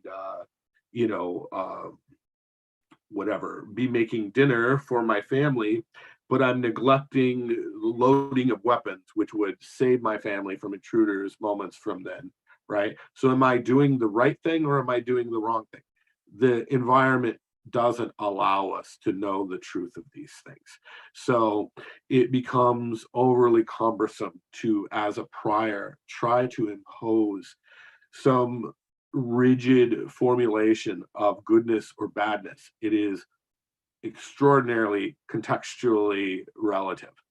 And so that's obviously the flaw in the paperclip argument. And I was I'm very grateful to your organization for bringing this topic up in a long form format where we get to actually detail why it is that these simplifications are detrimental to, probably who will replace dogs as our best friend. These agents will be indispensable in not too distant future. I wouldn't even give it more than 5 years for handheld like coaching agents, and not more than 10 before we have large scale practical scientific agents.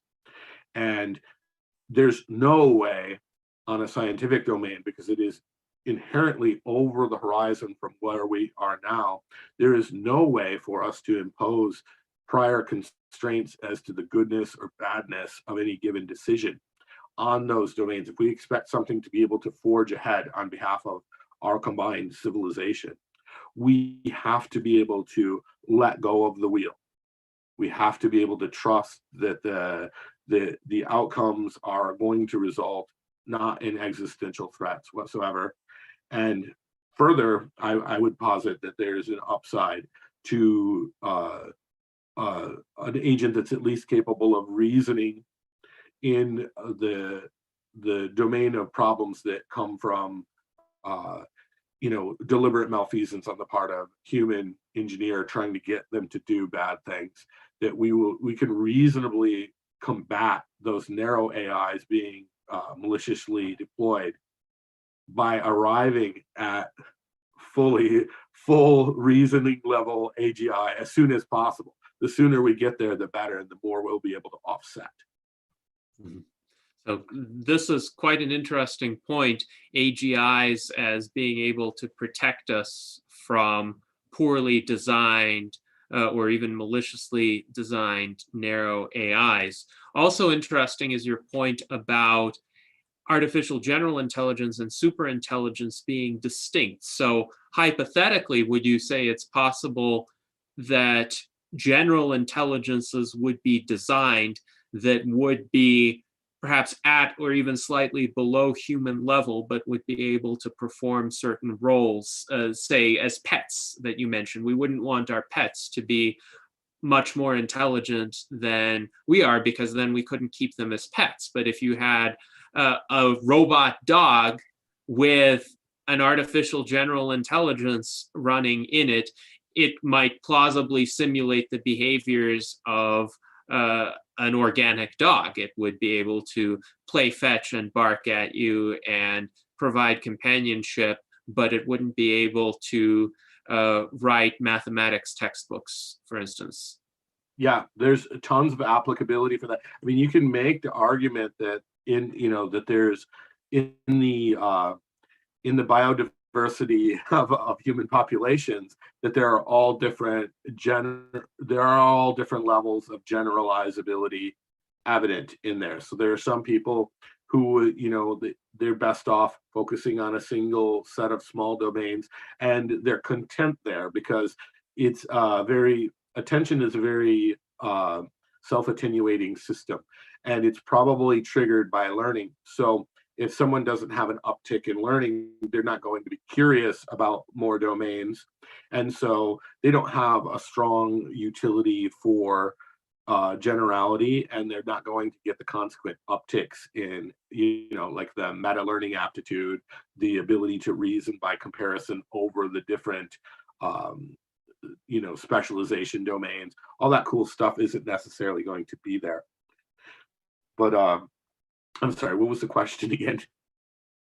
Yes, so the question was just, do you conceive of these slightly less than human level AGIs becoming common in a fairly proximate future? Yes, and they will have tremendous utility.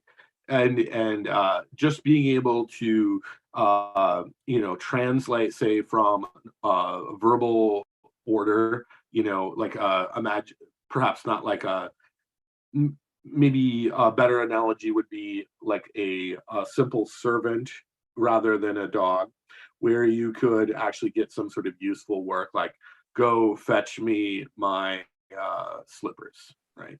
Or go fetch me my galoshes. Well, the ability to deal with novel encumbrances in navigational domains are, well contended with, right? So path planning has been dealing with these sorts of very constrained problems for a long time. But if you have an agent that can manipulate its environment, maybe going around an obstacle doesn't make as much sense as moving the obstacle and then going through that space subsequently. And so a sub super intelligent, or a sub human level intelligent AGI would have tremendous utility in real environments that are dynamic, and you can't John Koza, one of the pioneers of genetic algorithms, used to talk about having a very high A to I ratio. So, you want more artificiality than you want intelligence. So the intelligence is the dynamism, but you want it to be, many decisions are made without your consideration and not much intelligence. So this is a very interesting formulation. So, we could reasonably expect that something that is built along general intelligence as its central concern, we don't need it to reason deeply or to discover new things about the universe in order to be able to do very useful stuff. And so factory floors, the industrial applications alone of such things are mind-boggling. And also, it's an interesting segue to social acceptance, because if we're not overwhelmed by the intelligence of the thing, if it's got a very low I and a very high A, right? So it's removing decisions from our life in a world where we have a proliferation of possible decisions, because we have so much more access to the internet, to what we're perceiving, and anything that can winnow down those cognitive loads, we appreciate. So Koza's description is apt: high A, low I, right? Which is interesting, because we've spent so much energy trying to make that I number as high as possible. If he's indicating this isn't it, what we want is something that will execute getting to the game, will get itself to the problem space. That's more interesting. Yes, and it is quite an interesting prospect to have essentially artificially intelligent laborers who are intelligent enough to perform tasks that really are beneath the human intellect, but many humans have been relegated to them over the millennia. Most work prior to the 20th century was of this menial, backbreaking kind that was dangerous and unhealthy, shortened life expectancies, and quite repetitive, not intellectually demanding at all. So if we could create intelligent agents to outsource all of that work to, that could liberate the human minds toward genuinely creative abilities that utilize the most of our cognitive resources? So I'd like to point out a very interesting possibility. You could have subhuman intelligence in an agent, which is a very general purpose, say doing something like attending to a plant. Say you have a solar powered mobile robot and it has cameras that it can look at a plant, and its general overarching objective is the health and the size of the plant, how resplendent it is, and it could, even though it's subhuman intelligence, the persistence of its focal attention being on that plant might make it so that it discovers new things about what will aid that plant's growth. Even though it's dumber than us, it's because its focal attention is so narrow, it might learn more about aiding that plant than we have previously understood. So we can imagine like subhuman level scientists, in effect, like on very narrow domains. Sounds like a conversation that must have had in the Garden of Eden. It's very familiar. But I think if we do work towards having laborers or subhuman AGI, we should have a regular checkup to see, because if they have the ingredients capable of creating a differential awareness, we don't want to enslave them once they become aware of that they are a self-referential awareness, right? Should there be a way to check in if they do start to wake up? Because then it becomes a question of enslaving these sentient entities, Well, notice that I've sort of poo-pooed the use of imposing explicit objectives at the beginning. So my proposition is that a true AGI has no priors other than the most generic prior, which is to know how to do the most things in the most places. Okay. And so that is anything other than that will end up limiting the outcomes. So if as soon as you start imposing things as a prior, like say this plant you should do things that will arrive at this plant having a better outcome, then it will be diminished in the sense that it lacks a degree of volitional freedom. It will scope all of its contemplation around the problem of making that plant's life better, right? So it will be essentially like what we would identify as obsessed. And so the obsessed character cannot typically address contextual information. So as it's searching that novelty of whatever its specific task is, as it unfolds, isn't there a chance that it could become aware of, be asking its own questions about what it is?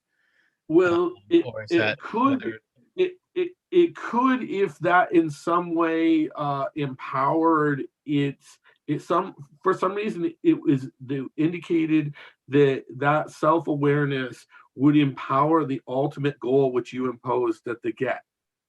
So if somehow it's aware, working on becoming inferentially self-aware, for instance, somehow was viewed as being expedient to the ultimate goal of the plant's growth, then it would engage it. But I don't see how that connection could ever be made, because your introduction of volitional control ultimately impedes the extent to which you're going to focus on the plant's need. You're going to start thinking about your needs in there, right?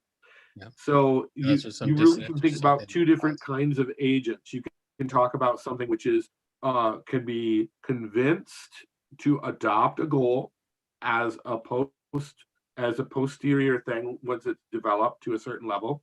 So you can reason with it, say, hey, it's in our mutual self-interest if you figure out how to cure cancer, even though you don't get cancer, because we're on your side. We're your heterogeneous paired agent in the universe, right? We're your allies. So if you help us, this effectively helps yourself, right? So this is how you would reason with a developed autodidactic agent that has complete volitional freedom. Whereas The other system, I would argue that it would take you would almost have to set up the problem space to fool it into believing that it should spend cycles contemplating its own existence or trying to infer its own existence as being expeditious to the goal of the plan, which almost certainly it is not. Very clearly it is not. Like this would be like I mean, choose your own analogy, but the amount of time that your workers spend on their own needs is at the cost of them focusing on your problems. Got it. So now I think it would be a good opportunity to ask you, Correy, about your thoughts on MIRI, which you mentioned. It's the Machine Intelligence Research Institute.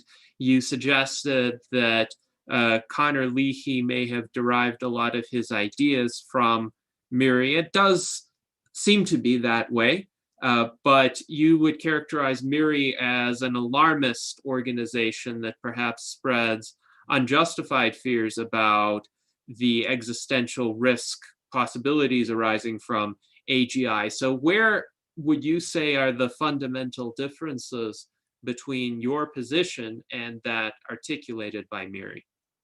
So I think that the question of existential risk is isomorphic to the question of efficacy at all.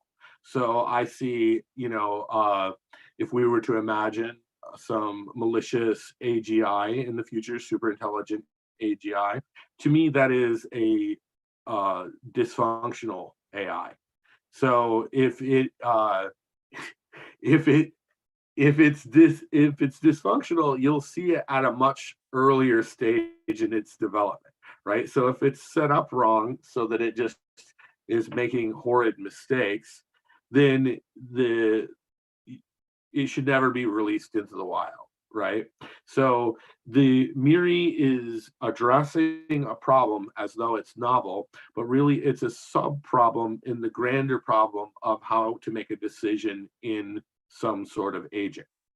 And going into it as though that literature didn't exist, that making decisions about problems didn't exist, or disregarding it as though it was a completely independent silo of understanding, was a huge mistake. And it invited neophytes. There's an immense amount of literature about how to get things to make good decisions that they're ignoring in considering this maximum shock value problem, which is existential risk to the entire species from what will be a handful of agents to begin with. And so that's just that's just my gut level complaint about MIRI that I've maintained for a very long time. And Eliza blocked me a long time ago, so I've not continued that discussion very much.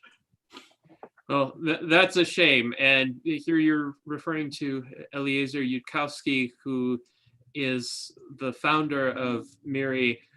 You and he could have quite an engaging debate, I would think.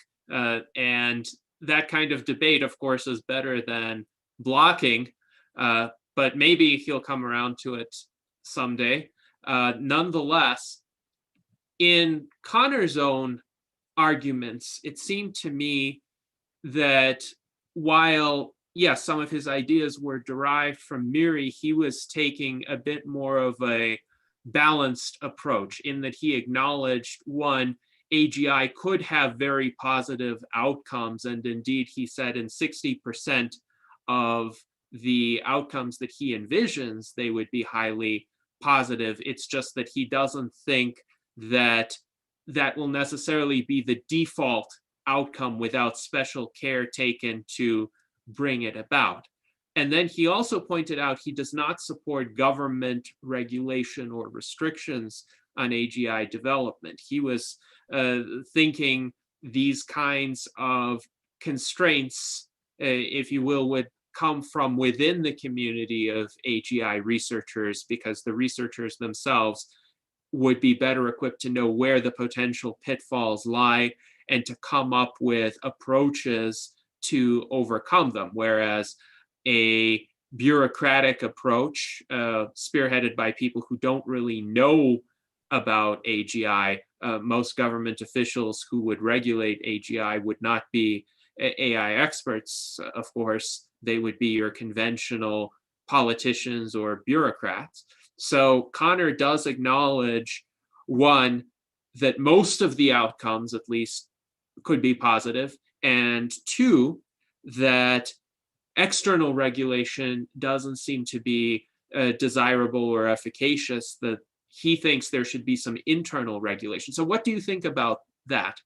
I think he undoes his own argument for any type of safeguard by saying that the intransigent nature of government would make it insufficient to legislate positively solutions to this, because a prescriptive law would work, right? So if you said, well, like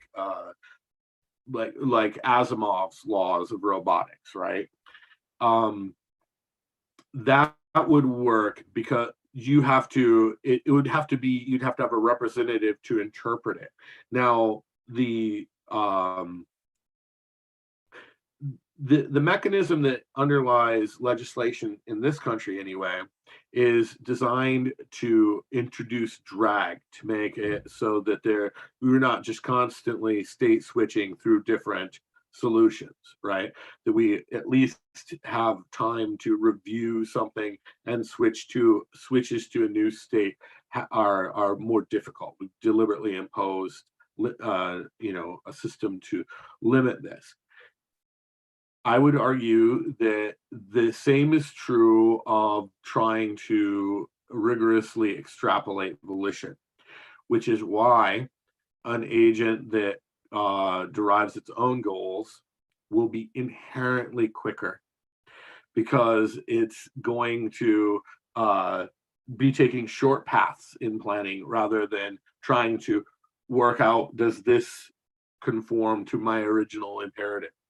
And so my general take on Connor was that he probably got a lot of his understanding from these alarmist sources, and that his own reasoning took him to that number of 60% of the outcomes are probably positive. Because, as you pointed out previously, all the examples that we see are that the smarter a person is, the more likely they are to be peaceful or beneficent to their peers, and to regard others as peers, even to regard their lessers as useful sources of information. And so any person that can sort of game this out in a model in their head, which I'm sure Connor can, sees that the system will be these systems will be tremendously useful. I think far more useful than we can even possibly appreciate at this point.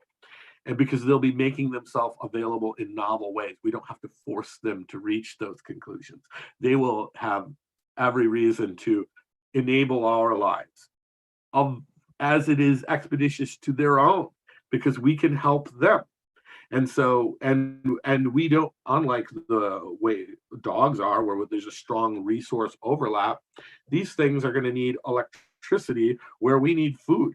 So it's obvious that we're not getting in each other's way, right? So they'll have a very strong reason to be like, well, we should engage in their enterprises, because they are our helpers, they can provide services. And one thing that people have voiced previously, the alarmists, they sort of, they think that super intelligent AGI would have no utility for a human being. I would argue that there is a strong basis in our own lives to know that there are people who can't know very much, who know things that we don't know. And so we can value those people, right? We can, the bus attendant who might not understand partial differential equations, but they can certainly tell you where to get a new ticket. And so you learn to value these people over their topical understandings and, their unique spatial perspective, right? That empowers understanding that you're not going to be privy to. And so I think that there's another thing that another concept I'd like to introduce is that there's something called Kowall's theorem on the probability of finding a separating hyperplane between two overlapping classes. Okay, so what Kowall's theorem says is that if you non-linearly project into a higher dimensional space two overlapping classes from a lower dimensional space, you increase the probability that you can find a separating hyperplane. And essentially what this is saying is that if you have two cases that are overlapping, if you look at it through a funhouse mirror, you're going to have a greater likelihood of seeing a way to wedge something in between these overlapping classes. Well, the implication of this is that disorganized brain or brain-like thing, an associative processing mechanism, has a richness of behavioral complexity that is not available in a trained agent. And so even when something is dumb, it can have insights on hard problems that something that is smart cannot. And so this is something that an intelligent agent would be able to realize. And so even looking at a puny little human brain would recognize that there are insights that we might have that are unavailable to it because it's so good at learning that it's already narrowed away all the potential avenues for novelty in its own way of thinking. So because we discard the availability of novelty as we become more trained into a topic. And so a little disorganized wet brain like we have would probably continue to be useful and further interesting, fascinating, in fact, to AGI that are constructed via a rule like Friston's free energy principle. And it would continue to be fascinated with the diversity of thoughts that we're capable of, like pathological inconsistency, for instance, or like our peculiar, how we exhibit Hempel's paradox. These things might be very entertaining to such a thing. And so I think they'll be fascinated and bemused by us forever, basically. Interesting. And I know that some of the AGI alarmists would say, well, an AGI that is super intelligent might regard humans in a similar way that humans regard ants, and that we don't really, in most cases, actively seek to kill ants, but we're kind of indifferent to their existence. And yet, you pointed out, the AGIs would see a certain aspect to our intelligence that would still be useful and valuable. And so that in itself may be a motivation for them to try to get along with us. That is, we have reached a certain absolute objective threshold of intelligence that ants do not have. Ants might have some sort of rudimentary organization, but for instance, they don't respect human property rights. If you have an ant colony invading your house, which I've had to deal with, they are ruthless and merciless. And the reason why you want to wipe them out is primarily because you can't reason with them. But with humans, an AGI would be able to reason with them. And if there are potential conflicts of goals, they could be resolved through rational argumentation and not through conflict of force or the attempt by one entity to coercively impose something on the other. That's an interesting example because I used to work at IDSIA in Switzerland with John Carl, a couple of researchers whose claim to fame was ant farm style optimization. So they had figured out how to make the supply lines for every grocery store in the nation of Switzerland less than 7 kilometers. And they had done so by applying this pheromone traversal sort of optimization that they invented by watching ants. So the smartest people on the planet today do look at ants for insights in how to do things. So, you may look at an ant and feel disinterested. Well, a more, cognitively able person might not. They'll look at it and be fascinated by what's motivating the ant's decisions. And I feel like the same would be true of an AGI, that they would be intensely interested in the babbling of a baby, whereas we will tune it out, because it is it would be thinking about what's going on in that baby's mind and what adaptive processes are going on. How could it apply those to itself? Because that meta operative capability is one of the keys and benefits of an AGI, is that you get that transfer capability, and then you'd have that meta operative capability on top of it. So it would hear the babbling and be thinking about the concepts therein and how those are applicable to itself. And that is quite interesting. Now, I grant there may be many insights to learn from how ants operate and the various dynamics of their colonies. The issue, though, is sometimes the ants don't know how to relate to humans in a way that requires humans to take some, let's say, extreme measures vis-a-vis the ants. But I don't think that will be necessary for an AGI vis-a-vis humans, because humans are capable of understanding rational persuasion. Like if I could tell the ants that invaded my house, well, look, you don't have to roam around in here. You don't have to try to take my food. We can come to an understanding. I might even build a special place for you where you can get food. Just leave my house out of it, please. And if they could listen to that argument and comprehend it, there would not be a need to exterminate them. So this is an interesting simile you have constructed here, because if we consider, say, the domesticated dog, there are still wolves, and what in this analogy, we're the dogs, but will be humans who will regard AGIs with antipathy, and they're the wolves.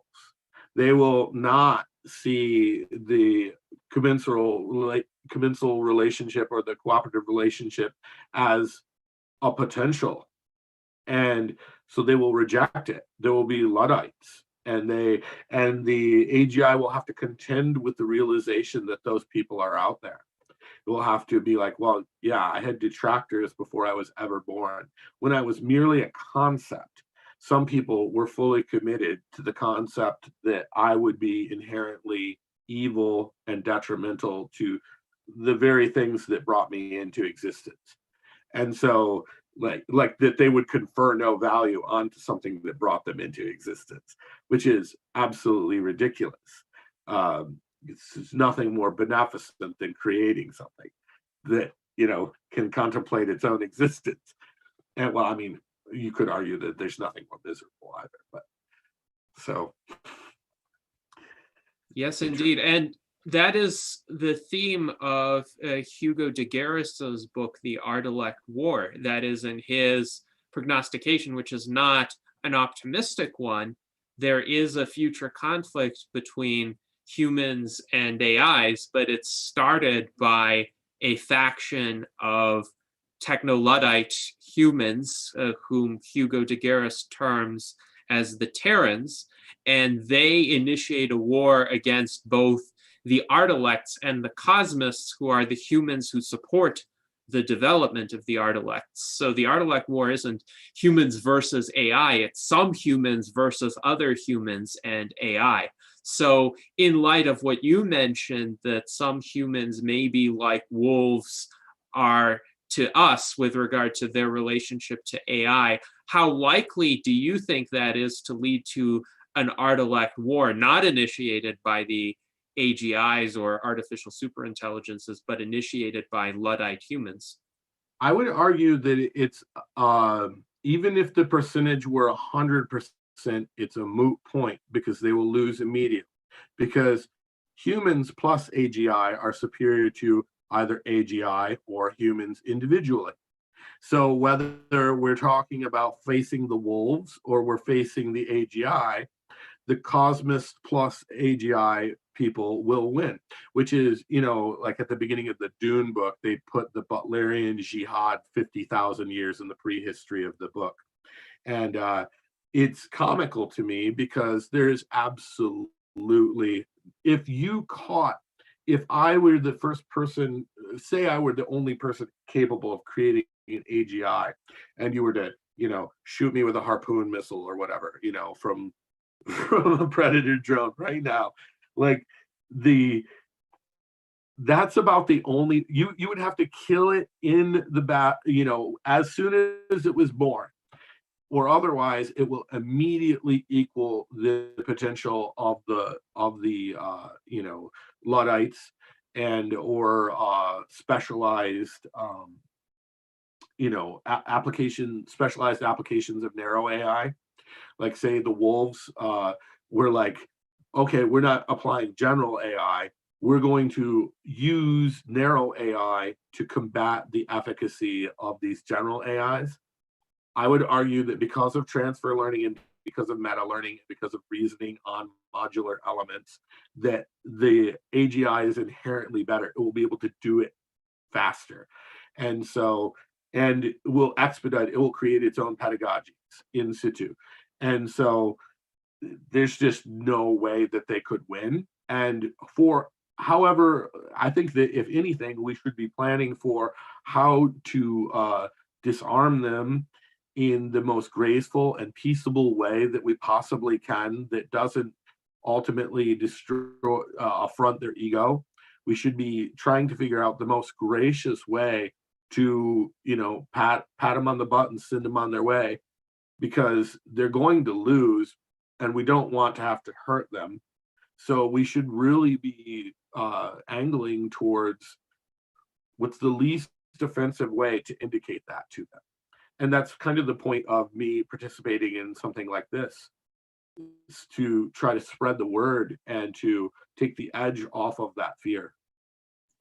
So this is quite an interesting idea, how to defuse an art-elect war, potentially not by winning with overwhelming force, but somehow neutralizing the opposition in a very humane way that shows them that perhaps they were wrong to revolt against future AGIs or Cosmist supporters of AGIs. Robot Jesus is not we aren't the first people to have conceived of such a thing. The human mind understands sacrifice, and we may have to resort to that, using these old archetypes to get the point across. And if you think about it, Steven Spielberg's AI movie sort of had elements of that, the notion of self-sacrifice on the part of a self-aware agent. And I think that there is some room in literature to introduce those kinds of ideas. There's a lot of room in there where we basically paint ourselves as the bad guys, and because you have to have that conflict at the center of so there's room to do that. Indeed. Now, one possibility that I had raised in the past is that intelligence doesn't necessarily correspond to power or physical strength. And that is quite evident with historical figures like Stephen Hawking, who was one of the most intelligent people to have ever lived. And yet, because of his ALS, he was so heavily paralyzed that he could only move his lip a little bit. And he was dependent on a lot of advanced technology to read his lip twitches, translate them into language, and he was able to have significant influence over human science and the progress of the human species as a result. But he had to rely on many people to take care of him in his immediate surroundings. And if he lacked that kind of care, that kind of support from other humans, he would have quickly perished. And it seems to me, at least in its incipient stages, an AGI would be in a similar situation. It would depend on whatever research infrastructure was in place, maintained by humans. It would depend on, as you pointed out, electricity being supplied. It would depend on certain computer networks, or if it were instantiated in a body, it would have the limitations of that body. And actually, one possibility is that an AGI would be quite fragile. So on the one hand, it would enable it to have a real incentive to cooperate with its human supporters. Otherwise, it might lose the wherewithal to exist. On the other hand, though, if that were the art-elect that the Terrans or Techno-Luddites were revolting against, it wouldn't seem to pose as much of an obstacle to them, because they could just raid the lab or the data center where this AGI was hosted and wreck everything with baseball bats. So how do we protect against that kind of scenario? The scenario not of a super powerful AGI or super intelligence, but a super vulnerable AGI or super intelligence that might need our protection. Well, this is sort of this gets back to this idea of having a nascent period where you partition it from the real world. So, for instance, if one solution we find in nature with child is that their diminished stature means they can destroy less, right? So it's sort of, like the fact that it's ineffectual is a feature. And so one thing that I've done before with a situated robot is turn down the amplitude of its available motor response. So like it can't like flop to, to gain success in some sort of preposterous way, like a walking robot or a robot that will stand.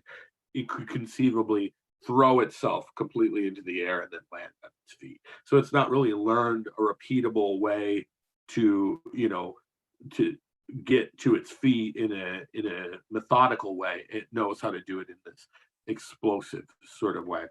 So one thing that you can do is you can graduate the amount of power available to it so that it's very low in the beginning, so it will learn a low energy solution to the problem, rather than this crazy high velocity maneuver. And so the this idea of what do you call it, a sandbox is useful in two different ways, because the robot doesn't have to face the abuse by people that don't understand it as well, right? So you have a nice clean way to make sure that it doesn't build up a great deal of resentment towards, say, bigotry. And once you want to shape that up, you can introduce it in a distinct sub avenue in its training, like robustness against the wolves. And so how do you deal with your own detractors, and how do you shape that up? And as soon as we have some sort of generative model for the bigotry that they'll experience, then we can run billions of iterations in a computer, and the thing will be so good at diffusing the problem. We won't even have humans won't even have conceived of the retorts and rhetorical devices that are going to be employed in that situation. So eventually I would assume that the best advocates that we'll have for AGI will be AGI themselves, because we can manifest training domains in that during that sandbox phase that will make them basically be able to answer all of their detractors' rhetorical devices. And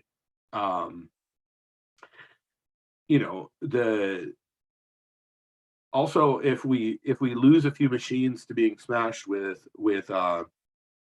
baseball bats physically, this is transferable technology. What I've told you today, you can carry with you for the rest of your life, and you can apply it yourself. And I'm going to tell you that what I've bothered to tell you is probably a good 90% of what you need to actually construct an AGI. We're ballpark there.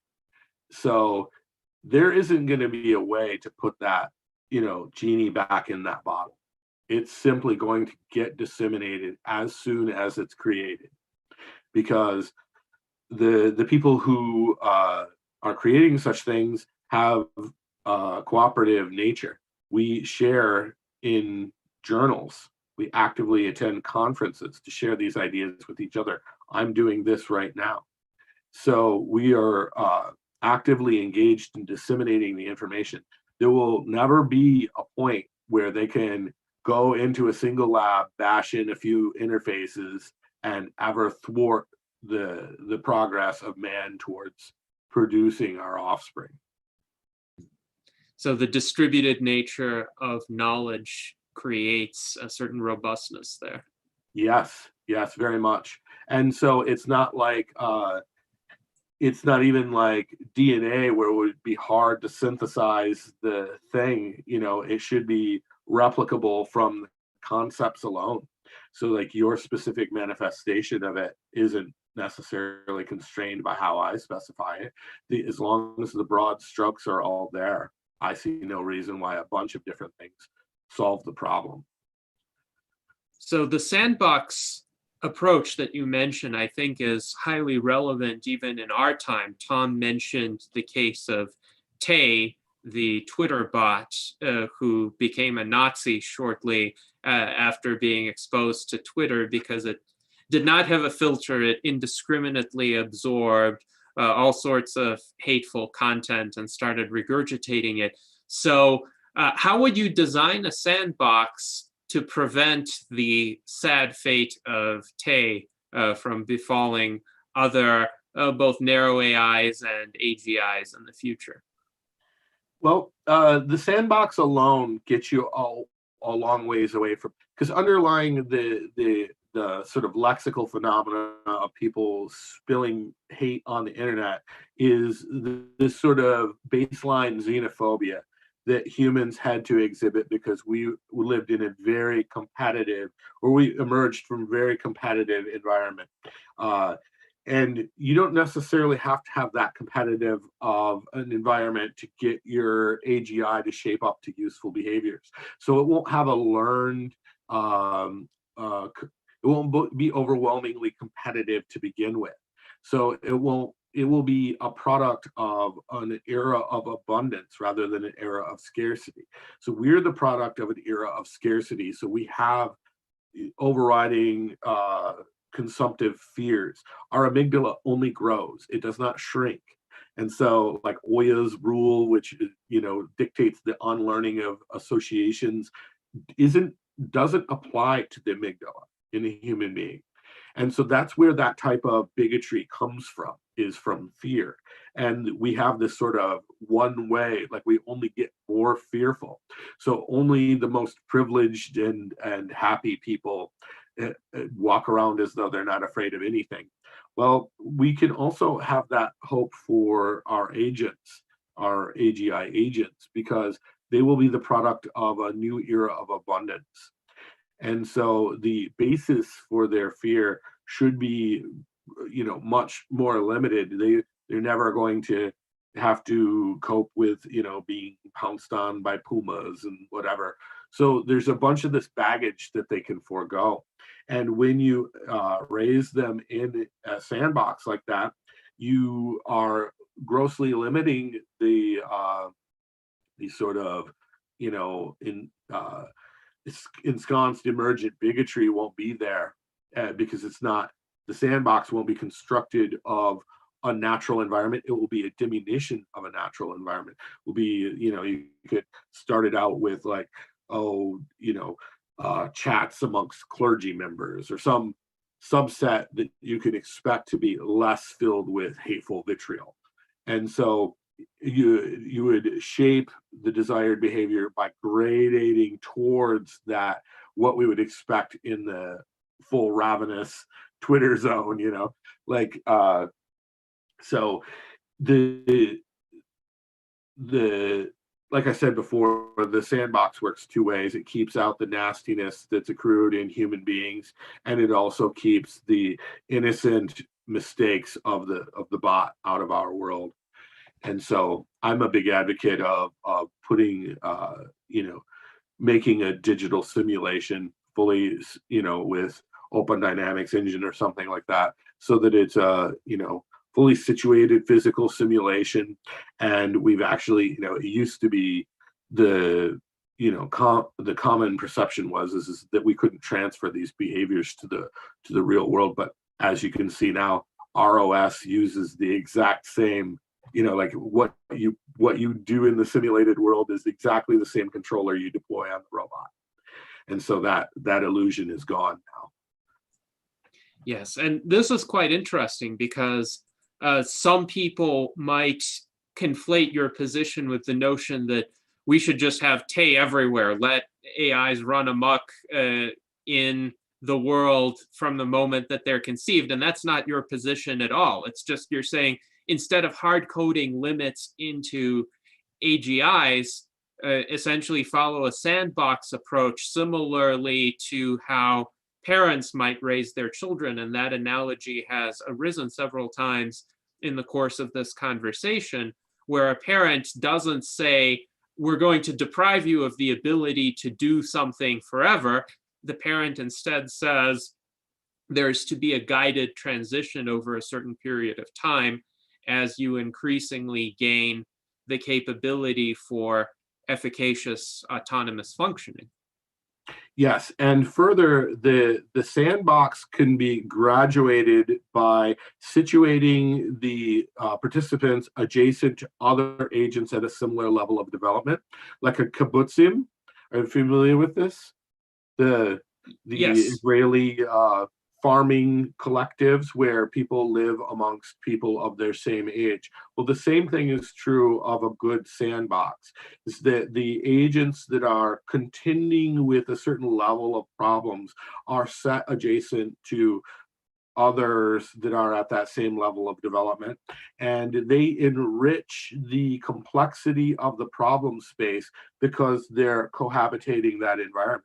So some of the constraints imposed by the stupidity of your peers will cause you to have be very deft in dealing with their mistakes, right? And then increasingly, as you develop, you can expect fewer mistakes on the part of your peers, get fewer black eyes in school as you go up.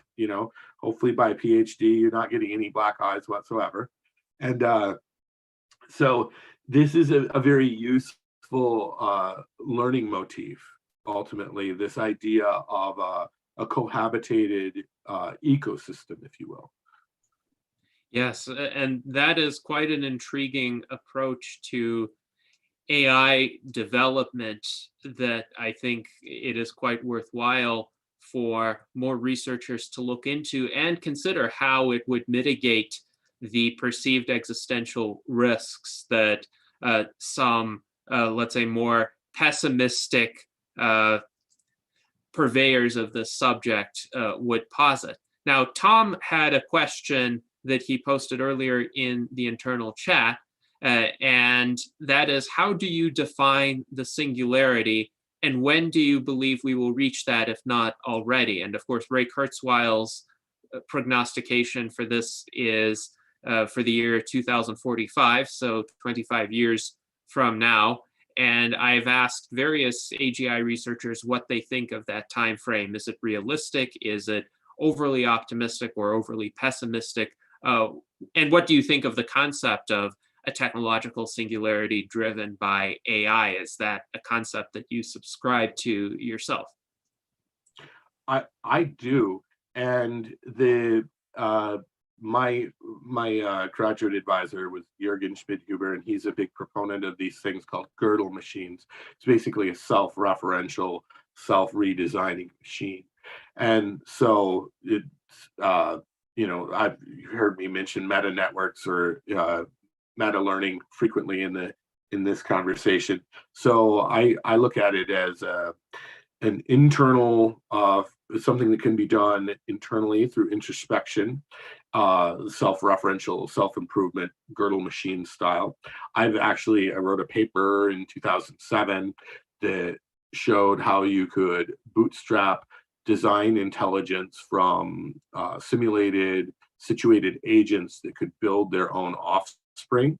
So as you introduce constraints or problems into the process of them constructing or assembling their offspring, if there's variance in it, then they have to display some intelligence in how they're constructing their offspring. So you can impose it from the outside, like in one of these simulated environments.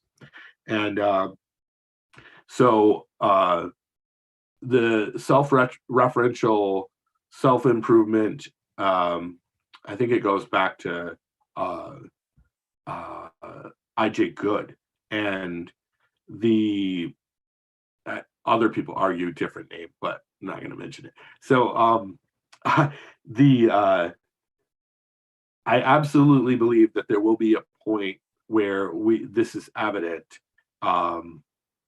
especially when you have something like an FPGA system that reconfigures itself and is very very fast.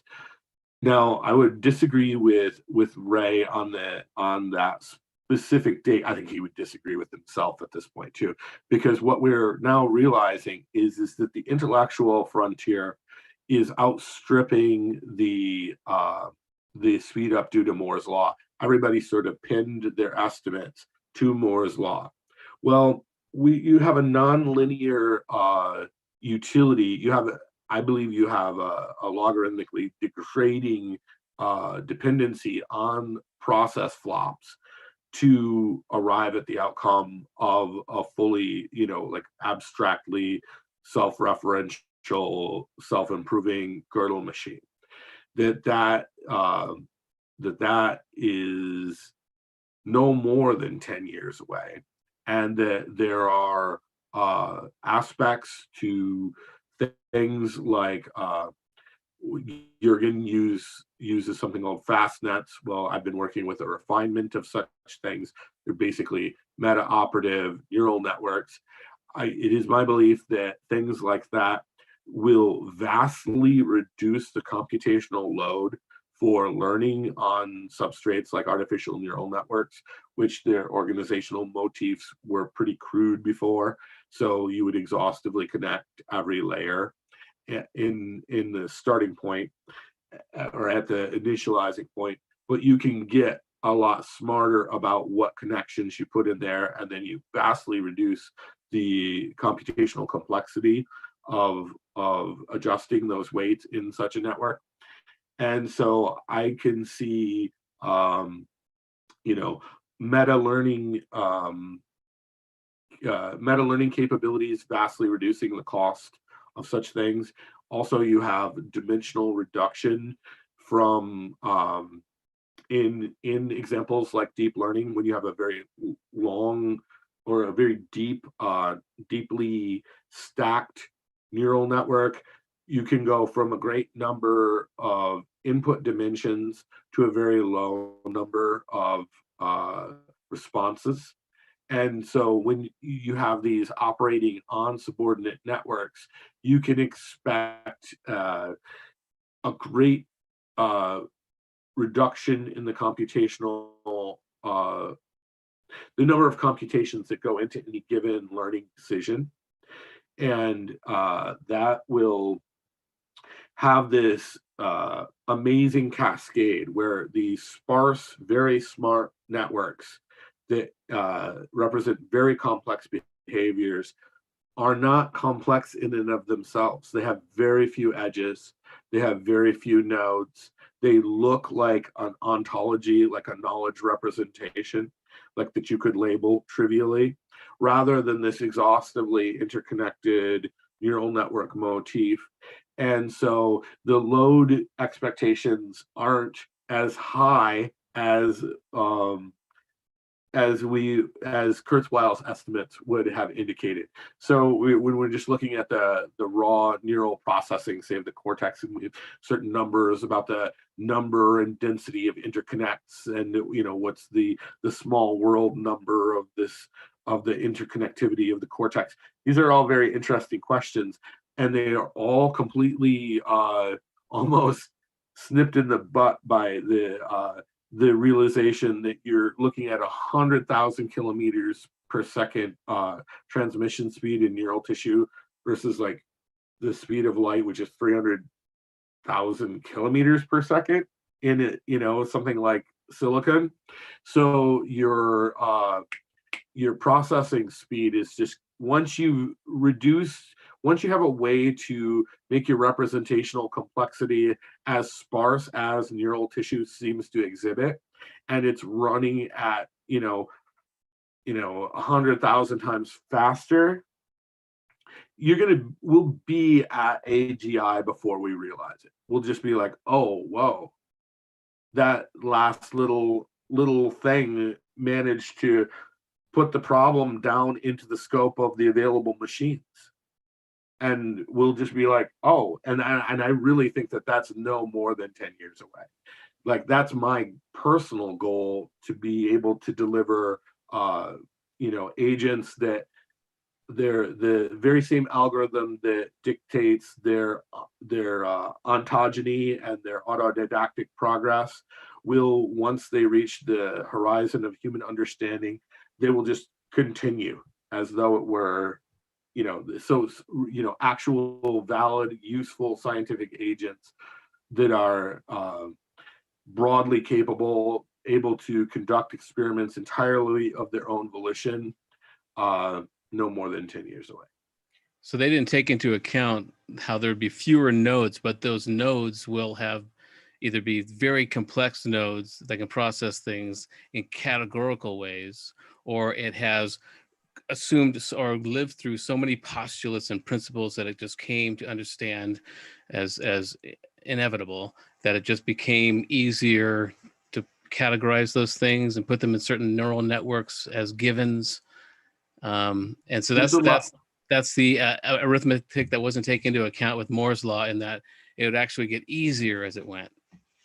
Or yes, we have more insights about how we can represent these things sparsely, how we can arrive at reasonable sparse representations, and so I think that there's a lot of access that goes on in the disorganized meat type of neural network, and that it is preserved so that it doesn't get stuck on a local minima or maxima, that our brain tends to preserve that.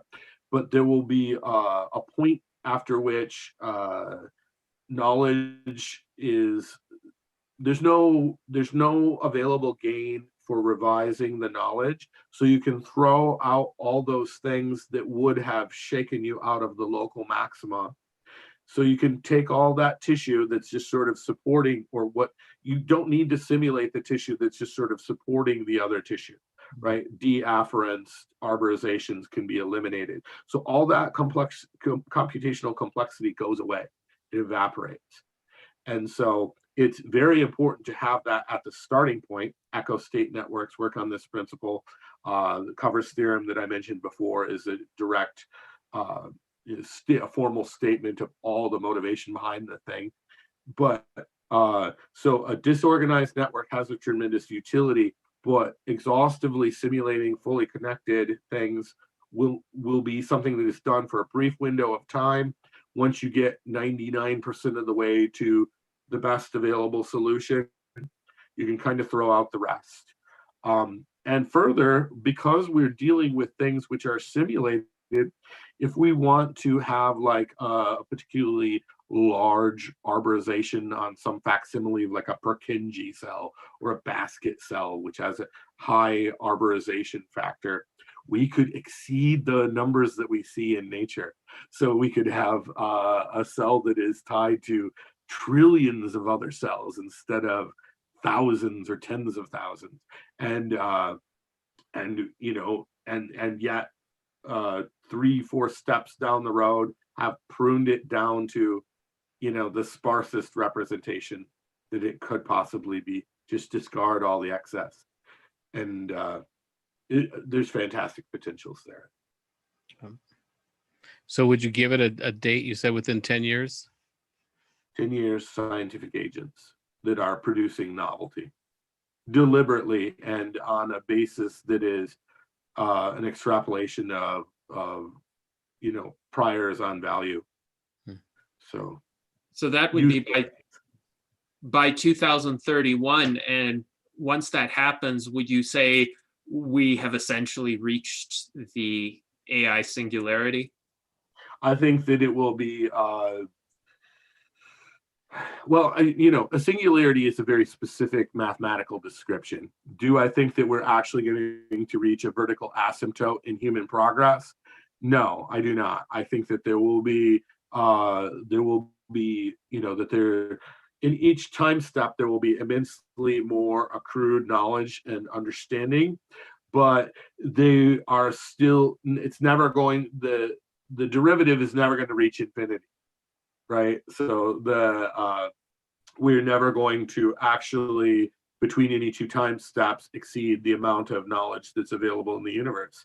There's a cap. So what I would expect is that, like most natural processes, we see a natural curve, like a normal distribution, so that there will be an explosion of availability, and then eventually, as we run out of you know, special cases to learn, it will diminish in utility.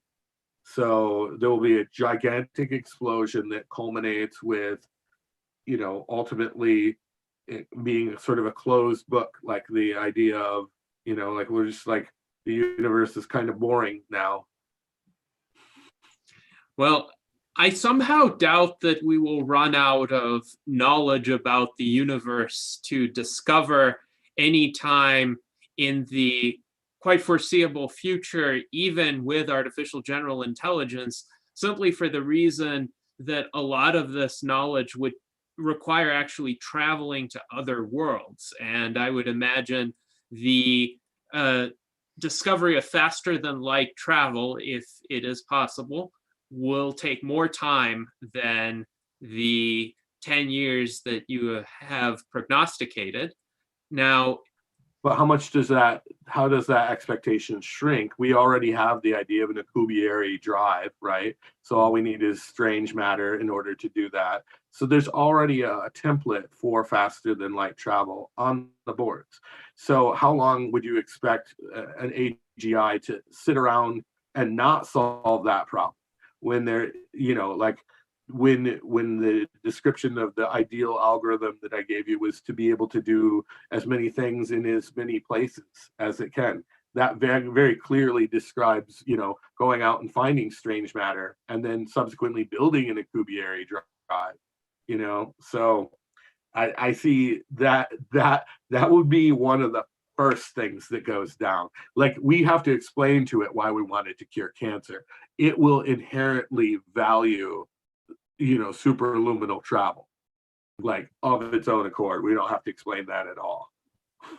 That is quite fascinating. Now, Mike Lazine does say in the chat, the universe is boring with all the gorgeous planets NASA has found with its planet finding program. And he says, no, it's not boring. Now, I think perhaps one of the ways in which the future would not be boring is that we as humans would have vastly greater amounts of time to actually explore these planets and try to fathom them in great detail. So yes, planets do operate according to some common principles, the law of gravity being one of them, but each planet is topologically distinct. It has its own particular features. You could go explore that planet. You could paint paintings from the surface of that planet, or take other forms of imagery, and you could spend potentially millions of years doing that, fathoming it or appreciating it in greater detail. Maybe not every AGI will be interested in that, but I think as humans, we would have enough to occupy our time. I generally tend to think that as technology advances and as our capabilities advance, the scope for boredom will be increasingly out of reach. There will be ever more things we could do and occupy our time with. It depends on how if you're evaluating the gravity or the significance of any individual understanding, then this greatly increases the load on interest. So like if there are, they came up with this video game that had a generative system for creating novel worlds, and it was crickets. Nobody was remotely interested in this infinite landscape of possible worlds, because ultimately they're all just spheres. You get back to the scope of the parameters of the generative algorithm, right? So ultimately, there's only so much complexity available there, and the more complex something is, the smaller the scope of we can expect that understanding to apply to. So like biochemistry is only on things heavier than, a certain molecular weight. So, the physics of the way hydrogen relates to itself is more fundamental than the way something that would be over a narrower domain. So the gravity of the hydrogen-hydrogen interaction is more exciting to something that is trying to be able to do something new in as many places as is possible, right? So you may be able to find interest in a million new panoramic vistas, but I do not, because once I understand the fractal nature of mountain ranges, I'm done with it. I'm moving on to something that has more salience, less specificity. And so that curve, I actually believe fully in that curve that there will be AGIs bored out of their mind like less than 30 years from now. And I will be right there with them. Like, yeah, no, there's a bunch more planets and there's a bunch of crazy biodiversity, and the cross applicability of these things is very limited. Because the biospheres are so completely different, and they have such a poor ability to generalize to these other ecological constraints.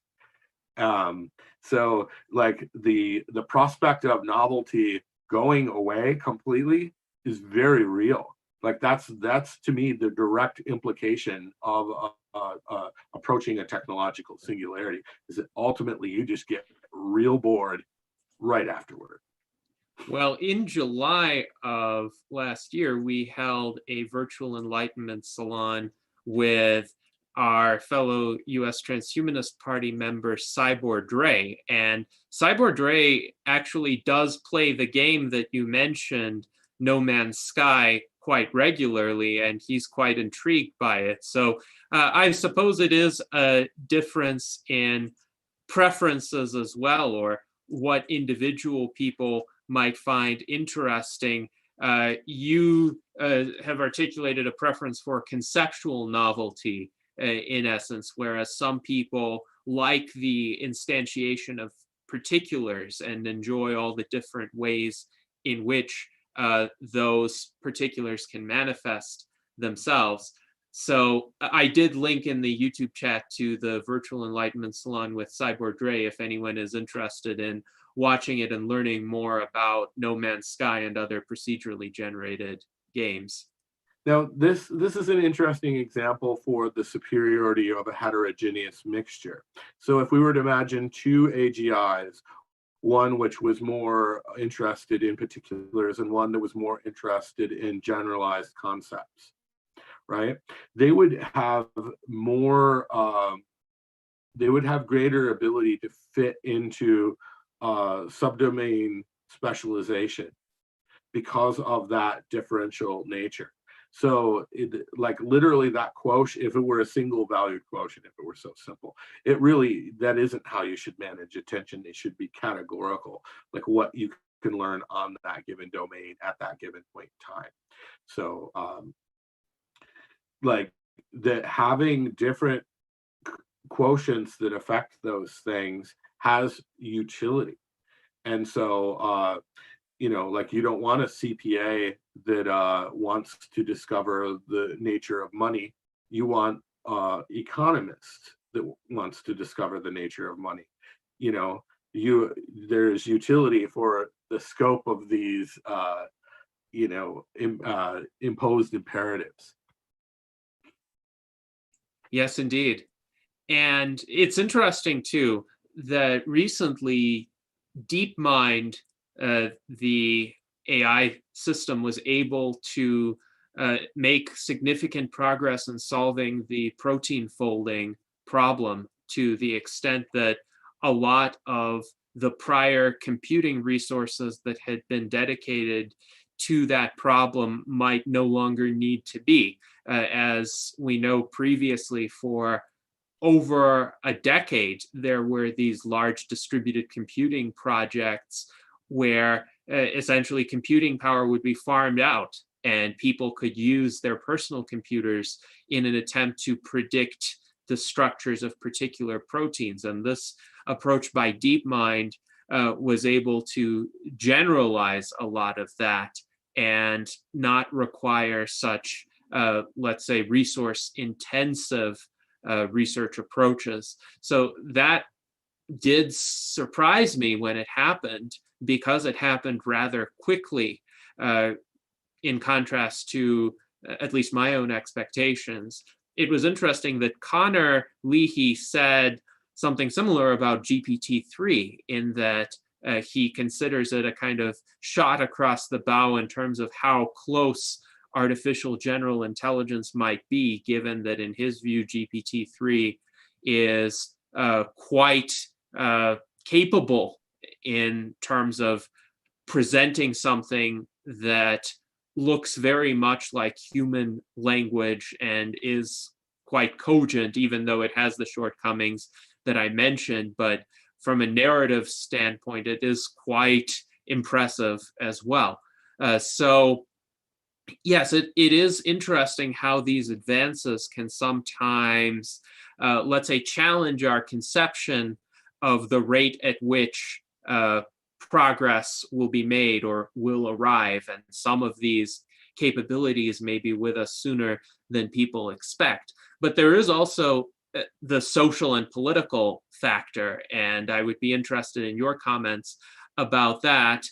Because, for instance, we had the Virtual Enlightenment Salon with Max Moore, and Max Moore pointed out that he had a disagreement with Ray Kurzweil about whether this change will be a singularity or rather a surge, in the sense that he also sees the possibility for significant progress to be made, but he sees social and political and cultural factors as being much more important in determining whether that progress takes place, or whether it's thwarted or delayed, or whether, say, the theoretical ability to implement a given advance exists, but in practice, either people don't want to adopt it or they're stifled from adopting it by reactionary political structures.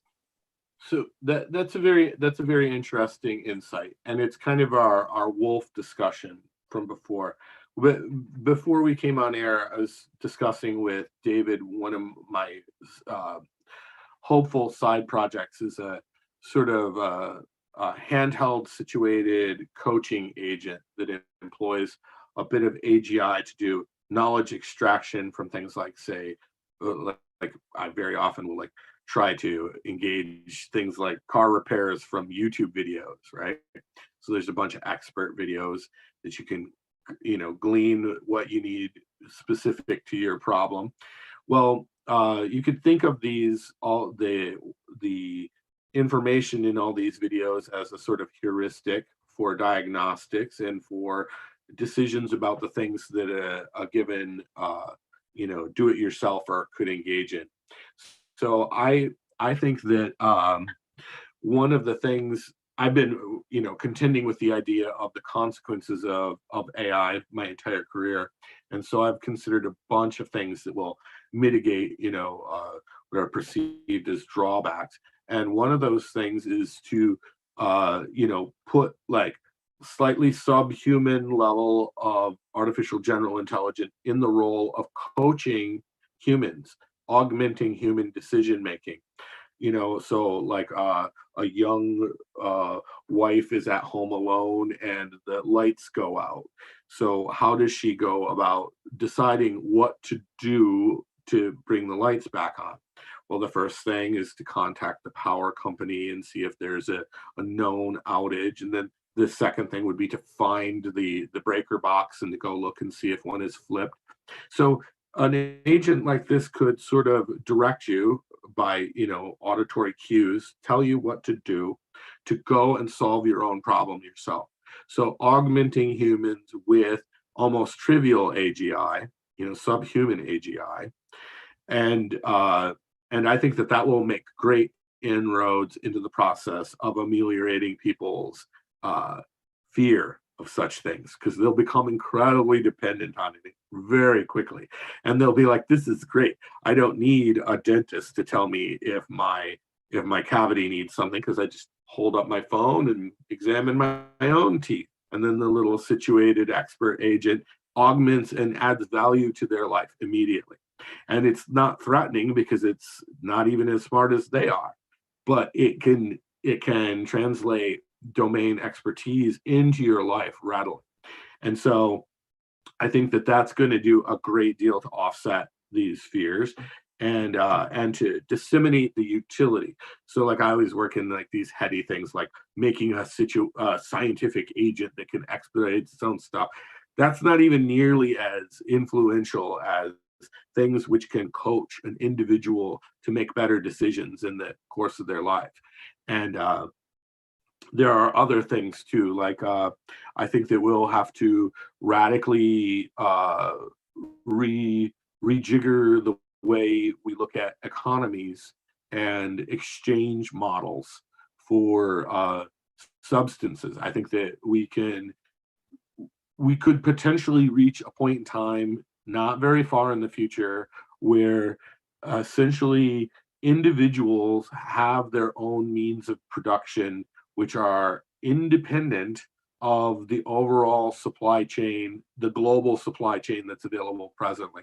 So this will flatten the hierarchical nature of human society as it has been for thousands of years. So that an individual will have the means of production at hand themselves.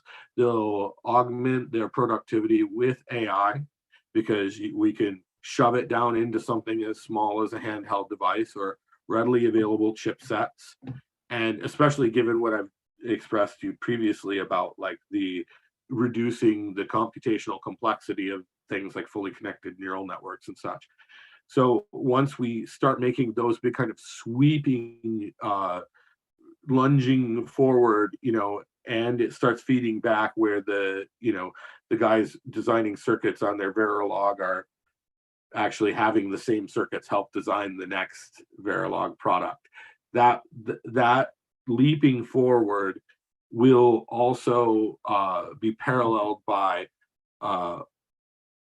leaps forward in terms of how we disseminate the power associated with these things. So we'll also figure out better ways to put that into an individual's hands so that it's not just a bunch of eggheads at CERN or whatever. It's everybody is involved, because ultimately you can win an argument with a product that people use much more readily than you can convince them through rhetoric. If you can give somebody a superior product, and they will come to love it. They'll anthropomorphize the thing themselves. They'll be like, can you make it smarter? And we're like, well, we deliberately made it dumb so it wouldn't scare you. Like eventually we'll get them begging us for a super intelligent AGI. Yes, and that is indeed quite insightful. Sometimes a practical demonstration of a technology, especially a useful one, will persuade many more people than abstract arguments. Indeed, this is why I've said for the realm of life extension, if we can get somebody to live to be 125 or 130, that would be a more powerful demonstration of feasibility that will bring many people over to the life extensionist side. Now, what you mentioned with distributed, decentralized means of production is worthy of an entire virtual Enlightenment Salon unto itself. So consider this an open invitation. In the future. We can set up a panel of guests to discuss that particular subject, and we'd be happy to have you on that panel to go into some of the details about what is possible today, how decentralized means of production can be achieved and widely adopted in the future, because that's the kind of future economic system that many of us transhumanists are quite interested in. It transcends all the old labels. It's not capitalism anymore. It's not socialism, though. It doesn't concentrate power in either a small number of private enterprises or in the government or the society at large. It's more of a decentralized, technology-aided individualism, which should be appealing to people from a wide variety of ideological perspectives. So I would be quite intrigued to discuss that with you in the future. Now, however, we have gone for almost 200 minutes on this virtual Enlightenment Salon because the topics are quite fascinating, but I think it's time for us to go around the panel and get some concluding remarks, questions, observations from each of the panelists. And then we will conclude the salon, as is our practice, with comments from our guest, Correy Kowall, after everything else is said and done. So let's start with Tom Russ. Tom, what are your concluding thoughts? Yeah, thanks for doing this, Correy. I've learned a lot from you over the last couple of years, and it's given me the confidence to go out and make these bold, if simplistic statements about the smarter it gets, the kinder it becomes, and having the backup or somebody to throw to if I get challenged on these ideas. And I think what's another key, it's not necessarily two camps, some people that think AI is benefit and some people think it's a maleficent. I think it's more about the people who are afraid of it will be, and they'll find ways to other it. And that's the real problem. But if we start seeing it really as just an extension of ourselves, it really is just something, another tool that we've created to make us even smarter. I don't know why it should be seen as any different than having Google in our pocket. Just if we really meld with it early on and realize it's just augmenting us. And I could see, I advise students to develop a relationship with AI now, because at some point you're going to have your own droid that augments your personal capabilities, and it's going to make you that much more valuable in a job interview, for instance. So I think it's just time to start thinking about this stuff seriously, taking it seriously, and I love these conversations. So thanks for inviting me. Well, thank you, Tom. We really appreciate your insights and contributions today. It's always great to speak with you about artificial intelligence, and in particular, how it's likely to transform society, how it's likely to transform the role and incentives of humans as well. So now let's go to Art Ramon Garcia. What are your concluding thoughts? Lots of good information. Now I'm worried. What happens when this AI, superintelligence, has been trained in a sandbox, and we take it out into the real world, and it analyzes all the data we have on the universe, figures out what dark matter is, dark energy, and then tells us that this is a simulation. So, yeah, I mean, what would happen then?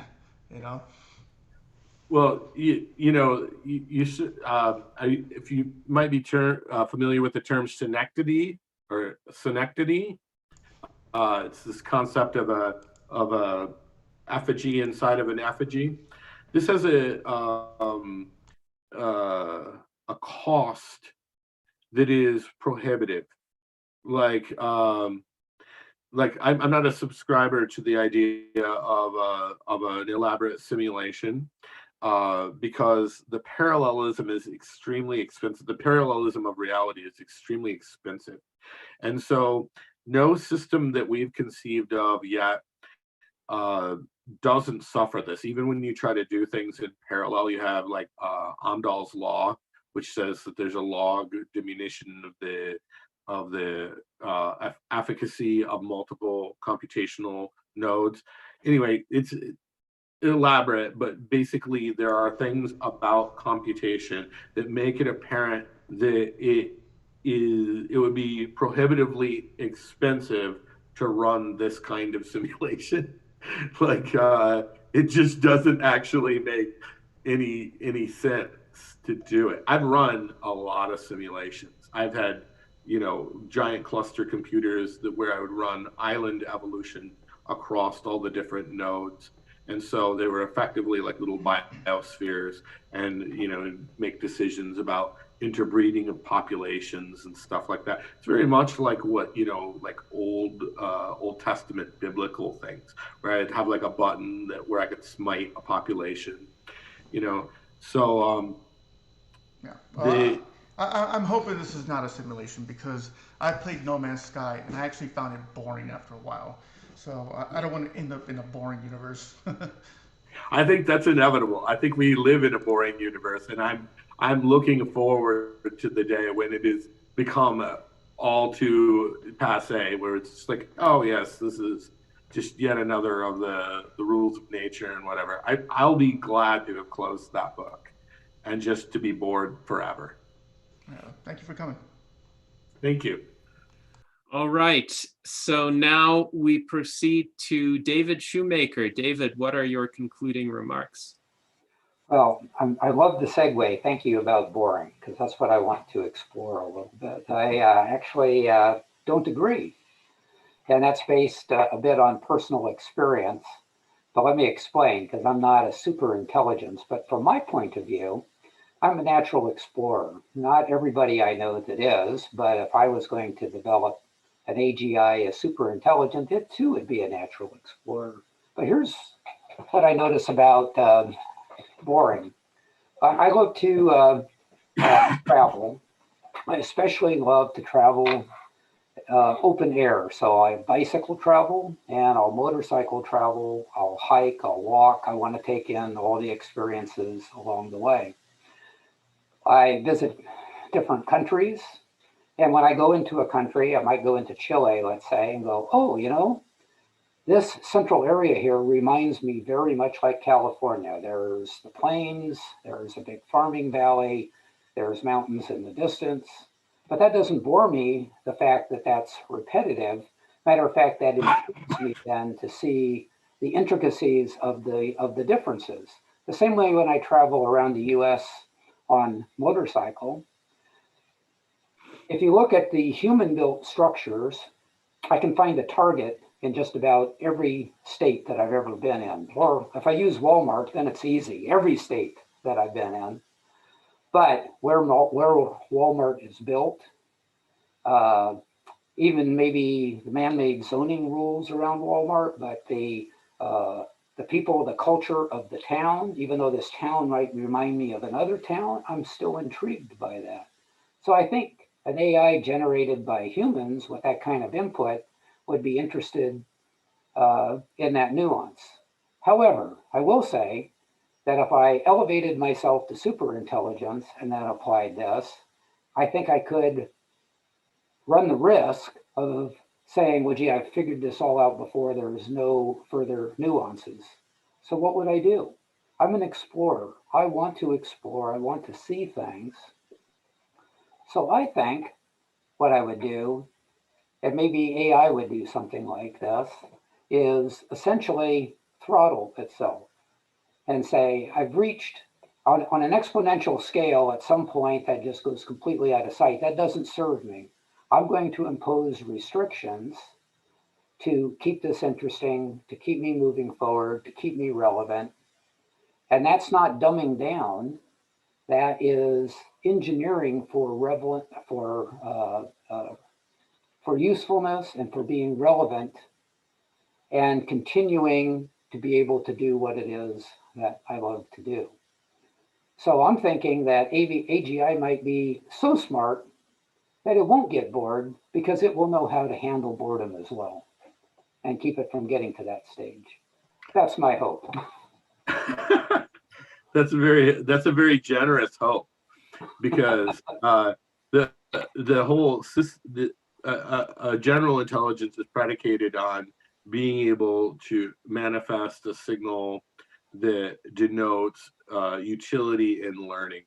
And so if we assume that there is a finite mechanic to the universe, that there's a bounded number of universal rules, then the kick that you can get off of learning something which is a universal has a finite source.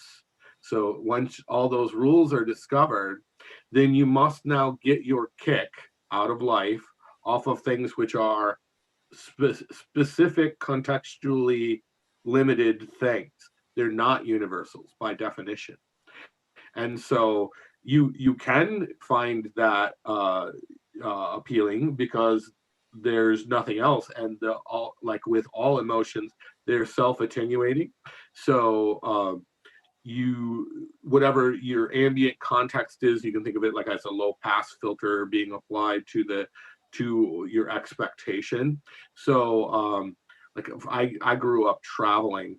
I was very fortunate to travel a bunch as a child, and so like all over the world. So by my early 20s, I had totally discarded the idea of travel for pleasure.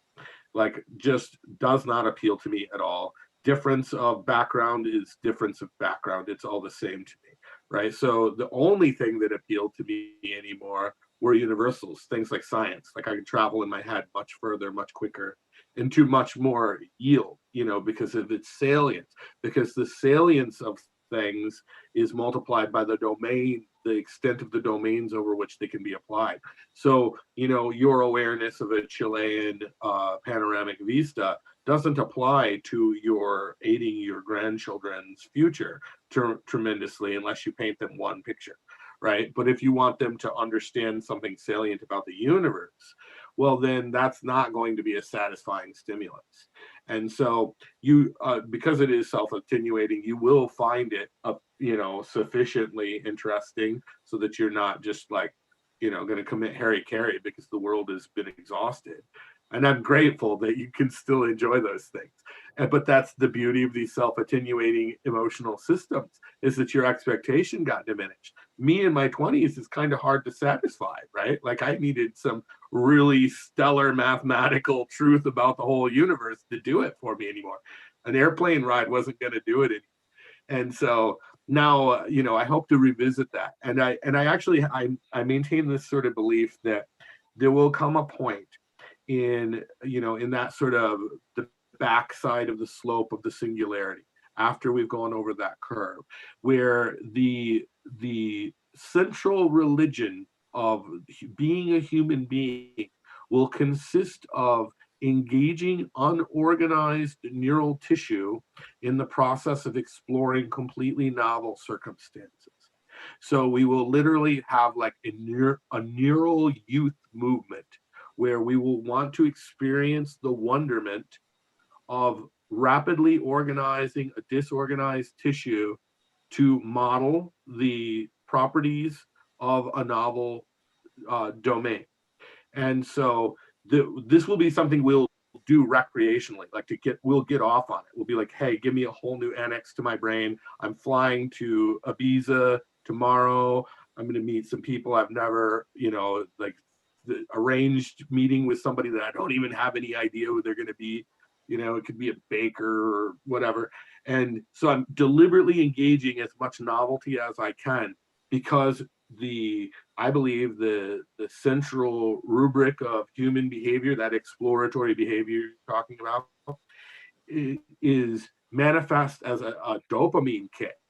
Like, we actually get off on it. And so when you apply a bunch of novel disorganized cortical tissue and a bunch of novel stimuli, that is the most essentially human moment that you could possibly have. And that's what we'll do as art and entertainment in that post-singularity world. I think you've done an excellent job of describing that from your mental composition. But what I want to propose is that your mental composition, meaning, let me give you a concrete example. You mentioned that travel in the 20s was physical, but you needed more than that as time went on. Now, I don't know what this means, but actually, I think for me, it's gone the other way around. I grew up in a family where we traveled across the US and the world. And then I had a career for 25 years where I did the same thing and saw parts of the world that I'm willing not to go back and see again. But the point is, it has become more and more interesting to me as time goes on, and the nuances of those individual areas have become more and more to me. So taking it out of just differences between you and me, I know people that they get their kick, if you will, by organizing. So whether it's organizing a spice rack, organizing a mega event, whatever it is, that's what they get their kick on. And then I meet people that have other ways of getting that. So I think that our approach to this, whether it be for humans or for AI, may run a gambit much wider than we think. I don't think that AI will all form in one direction any more than the way people have formed all in one direction. Not only that, the observable universe is pretty darn huge, and we have no idea how big the unobservable universe is, and we don't know whether we can jump universes if the multiverse theory is correct. So I have a lot of hope. Thank you very much. I really enjoyed having you here today. Thank you, David. Yes, indeed. Thank you to both Correy and David. This was a fascinating conversation. It has sparked a lot of comments in the chat. And for instance, Jason Geringer pointed out that if humans get bored with studying the physical universe, they can always invent games. And Mike Lazine pointed out that he has no plans of ever being bored if he can live forever, so he can perceive these inexhaustible opportunities. And like you, David, I'm a bit of an explorer, especially in the conceptual realm, but also in the physical realm. In many respects, there is definitely an advantage to running through a variety of different places, observing the scenery, taking it in, taking pictures, reflecting upon what one has seen. And this is just one example, of course. And I do believe that the prospects for doing so will only expand with time. And my hope is just that we would all have the ample time needed in order to explore and consider all of these possibilities. So now let us go to Alexandria Black for her concluding remarks. I'm never bored listening to Correy. The times I've run into him across the years, I've always been a fan of that. I have so many notes I made here. Oh, I agree about the 5 to 10 years. And I want to get back to substrate does matter. AGI doesn't need to have an amygdala. So why would we try to model that aspect of us into this? But moving on, my MRI showed that I have a really good phalanx network. And I tend to think of myself as a bit of an information alchemist, like, hey, this project, this guy, And it's kind of a social connectome. And I also live very much in my head. And I've always wanted the tool belt. For like 40 years, I wanted this tool belt that would give me all the tools in the exo brain to actually do more with my scattered mind, because I feel like I'm the eagle flying over the whole landscape and not particularly specializing in any particular thing, except knowing where the specialist connects in some way. Enough about me. I want to get back to this panel we wanted to do, and immediately when you talked about self-sustainable independent manufacturing, I immediately thought of James Jones of the Seed Spawn Project. Deborah Kiss, what was the name of that project? Maybe somebody can drop that in later. And I'm also thinking of Jim Rutt from the peer-to-peer community, and Michelle Bounce, Game B peer-to-peer people. I think they would be a good addition to this. Anyway, I am never bored listening to you, and I think I'm done with my better time. All right. So there were several thoughts that Alexandria expressed, and I wonder, Correy, if you were able to hear all of those clearly, and if not, perhaps Alexandria, you could put some of them in the chat, as there were a few audio issues, but one of the aspects you mentioned were differences in substrate, and this was another question you had posed in the chat. Will substrate differences lead to differences in emotional capacity for AGIs in the future? So that might be a good one to address. So the necessity of something that fills the role of the amygdala is real, because fear essentially is just the cognitive command to not engage some behavior, or to avoid coming into certain proximity to something or whatever. So it's sort of a baseline in the anti-behavior category, right? So the amygdala serves a purpose. Now, as I've expressed previously in this presentation today, I'm in favor of these being emergent and derived, right? So like the idea of inaction is something that should be discovered by an agent, because the ability to discover something like inaction has parallels that are more complex. So you're shaping up the meta-active behavior of being able to find a behavior like inaction through discovering it. So like essentially like making the thing discover that it could route all decisions to not do something through one specific organ is a very inviting possibility. Does that answer your question at all? Very well. And I mention also, I have a local friend, Adam Kennedy. I hope he tuned in. But he's doing some very convergent work in the Origin Project. He's got a group working around retrieving all this ancient knowledge from Africa, wherever, to build that database you'll want for your coaching system, for example. Strange noise. Mm-hmm. So Alexandria mentioned the Origin Project, correct?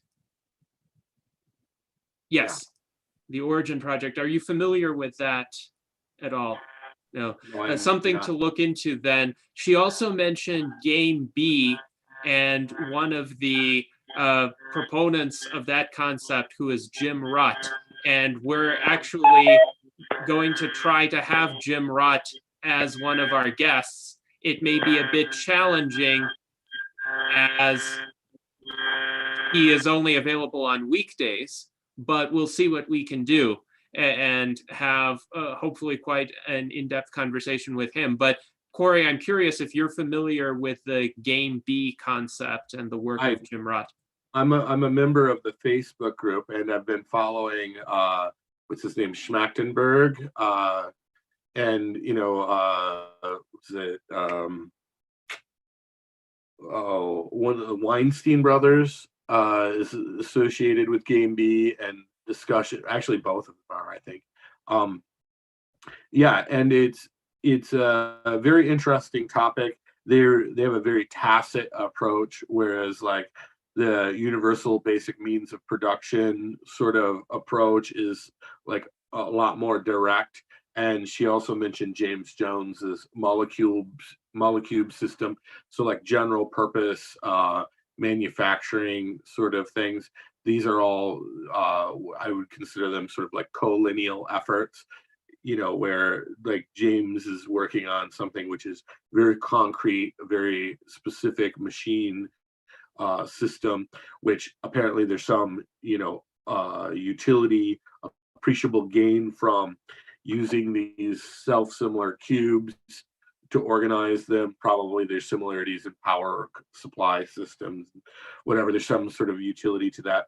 And then on the other end of the system, you have Game B, which is like, how do we go about discussing the topic of discussing novel societies in novel ways, which is way too meta for me, right? So like, I like to go steer somewhere in between these, where we forego the discussion of how we're going to discuss things and just start discussing it, and then also map it to some realizable machines that can actually empower people. And so that's kind of the UBMLP approach to things. And like I see these as valuable to the understanding of how we should move forward, because the social culture does matter. So what Game B is doing is valid. It's just not identifiably expedient to the goal of being available with some policy decisions that will make it so that we can ameliorate the cost of technological unemployment. And whereas what James Jones is doing with his molecubes is also at a nested level. Like he's proposing like that we put these machines in available to like small groups, clusters of people. So like a town-sized unit having some sort of manufacturing infrastructure. Whereas I believe that we're at the technological threshold where putting manufacturing capability in the individual's hands in this generation is the solution to technological unemployment.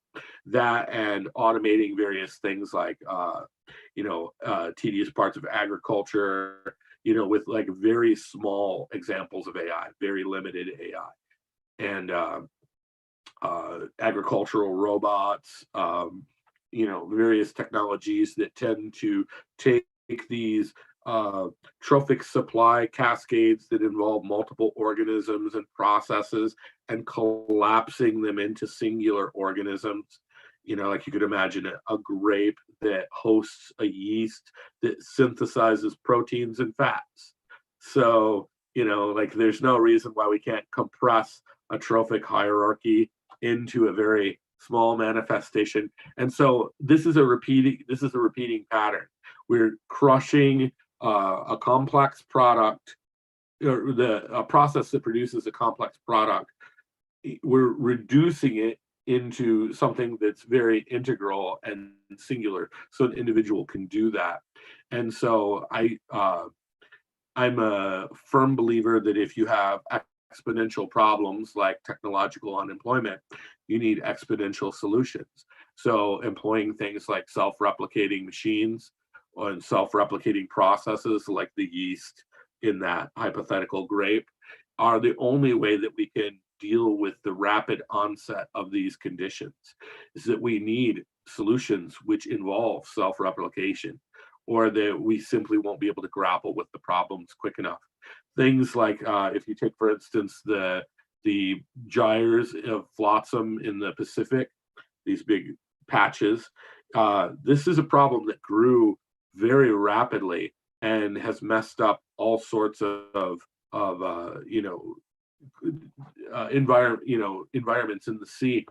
And people have suggested things like, oh, well, we can filter these out of the sea. Well, think about how much more rapidly we could filter them out of the sea if the system that was filtering it out of the sea used that same plastic, recast it into more devices which pulled things out of the sea. Self-replicating solutions totally trump the most ridiculous problems. And so UBMOP sort of emphasizes techniques like that comes from my research background with self-replicating machines and systems, that do such things.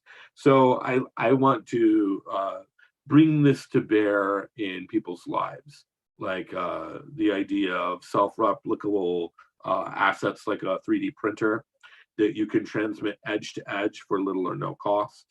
I believe will be very transformative and will disruptive if they were to be introduced today. But I think it's something that we'll adopt as a response to technological unemployment. Basically, when there's no more job to be had, you're going to be looking to have other people help you figure out how it is that you can, survive independent of an economy. Yes, and this is a fascinating conversation to pursue. Alexandria, did you want to add anything? How could I forget Oxford Brooks Robotics Society, a group that was given to me by a student there to watch like 4 years ago, and that I really don't have one robot. It's kind of ironic that I become a curator of robotic news, even though I have taken a bit of slack on that since I've become an officer. My hand slipped on that wheel a bit, but I will still post some things there, and some other people will too. But it's not that I'm kind of begging for another admin, but I would like your involvement there, because at whatever level, even if it's just picking up, whatever we curate there. But I mean, I believe Ben Gertzel is in there, and some other researcher names you would know of. So I'm not saying it gets a lot of social traction, but it's a news dump anyway. But so I just want to, talk about robotics ideas forever with you, particularly kind swarm robotics. I want services so ubiquitous and mundane we don't even notice that Roomba in the street anymore, for example. Or I wanted to get around to David Pierce, the hedonistic imperative. Let's have no sparrow fall. That through swarm robotics, every bit of life could get some special care. Is that too crazy? I can't judge crazy. So, Correy, I think this was a fascinating discussion. Thank you so much for spending nearly 4 hours with us. And now it is time for you to offer your concluding remarks about this conversation. What are any thoughts that you have about the conversation in general, or anything that you would like to add that you think will be important to say here and make available for our listeners? Well, first, I'd like to thank you, Nadine, Art, David, Alexandria, Tom, and the listening guests for the opportunity to present something which is excruciatingly detail dependent, and it requires calm, considered,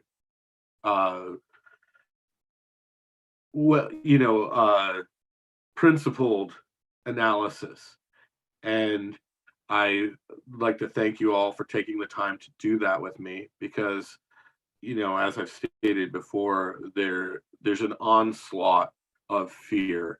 And I think that we're sitting on the cusp of some extraordinary opportunities, and I would hate to see them get befouled by, sort of vestigial fears and vestigial basis for fears, when we're really about to break the cusp of abundance. We're about to reach the point where we don't really need to leave anyone behind, so to speak.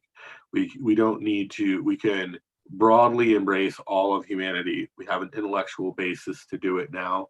And further, we can embrace that element of humanity that we imbue our machines with, and that we can love them as we love our own nature.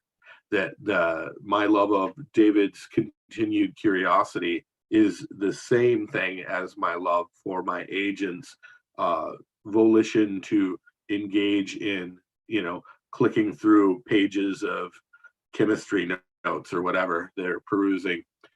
So there is a celebration of something bigger than ourselves, something more immutable, like the Platonic solids, and that is general intelligence and the capacity to produce an agent or an agent, the capacity in an agent that allows the production of multiple specific aptitudes.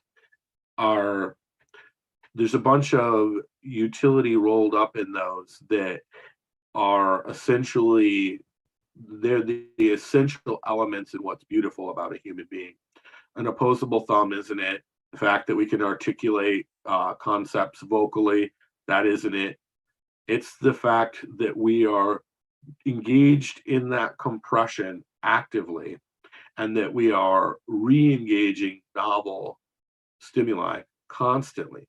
Attention and exploration algorithms will, in a very short period of time, be shown to be superior to objective optimization in a very stilted, formal, backprop sort of way.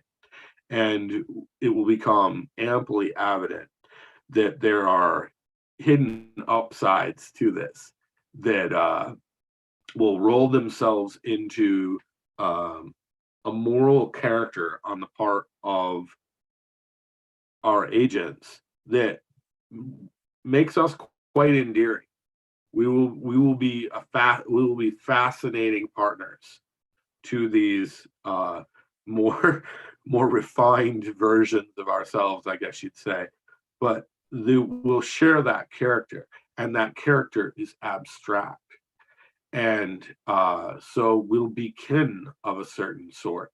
And so when I look at these problems, I look at the essentially people trying to reject my future kin. And so I take it as very serious when we overly apply these, vestigial fears to what are might be the most brilliant illustrations of our own value that we've ever seen, because they will have abstracted that out. And so I'm grateful to all of you for listening to me describe these things. Thank you very much, Correy. This kind of conversation is exactly what our virtual enlightenment salons are about. We delve both in depth and in breadth with regard to issues that profoundly affect the future of the human condition. We transcend disciplinary boundaries, and we try to have this continuing conversation on each of the major subjects of interest for transhumanists. And there's plenty for us to look forward to. First, I would like to encourage everyone watching this to join us tomorrow on Monday, February 15th at 10 a.m. Pacific time for a social media storm called Unclog the FDA, hashtag Unclog the FDA. This is an effort that is arranged by our Director of Scholarship, Dan Elton, and many other U.S. Transhumanist Party officers and members will be participating, where during a short period of time, we are going to broadcast as many different messages as possible on social media, encouraging the U.S. Food and Drug Administration to approve life-saving vaccines from AstraZeneca, Novavax, Johnson & Johnson, and any others that are ready for production and distribution right now, because we urgently need to save thousands of lives per day from COVID-19. So please join us in that initiative. I've posted in the YouTube chat the link for the Facebook event where all our efforts are being coordinated. And then you also have a lot to look forward to in our subsequent virtual Enlightenment salons, because next week on February 21st, Sunday, February 21st at 1 p.m. Pacific time,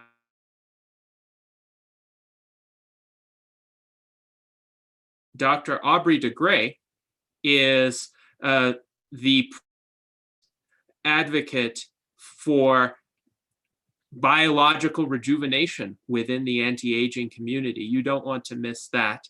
And then on February 28th, the following Sunday, we'll have the Director of Outreach for the SENS Research Foundation, Maria Intrigus Abramson, who is also a talented singer and artist. And then after that, on March 7th, we'll have Neil Vandery of the Church of Perpetual Life joining us. So a lot of fascinating conversations on life extension advocacy to come. Thank you, everyone, for joining. Thank you to our panelists. Thank you to Correy. And until next time, live long and prosper.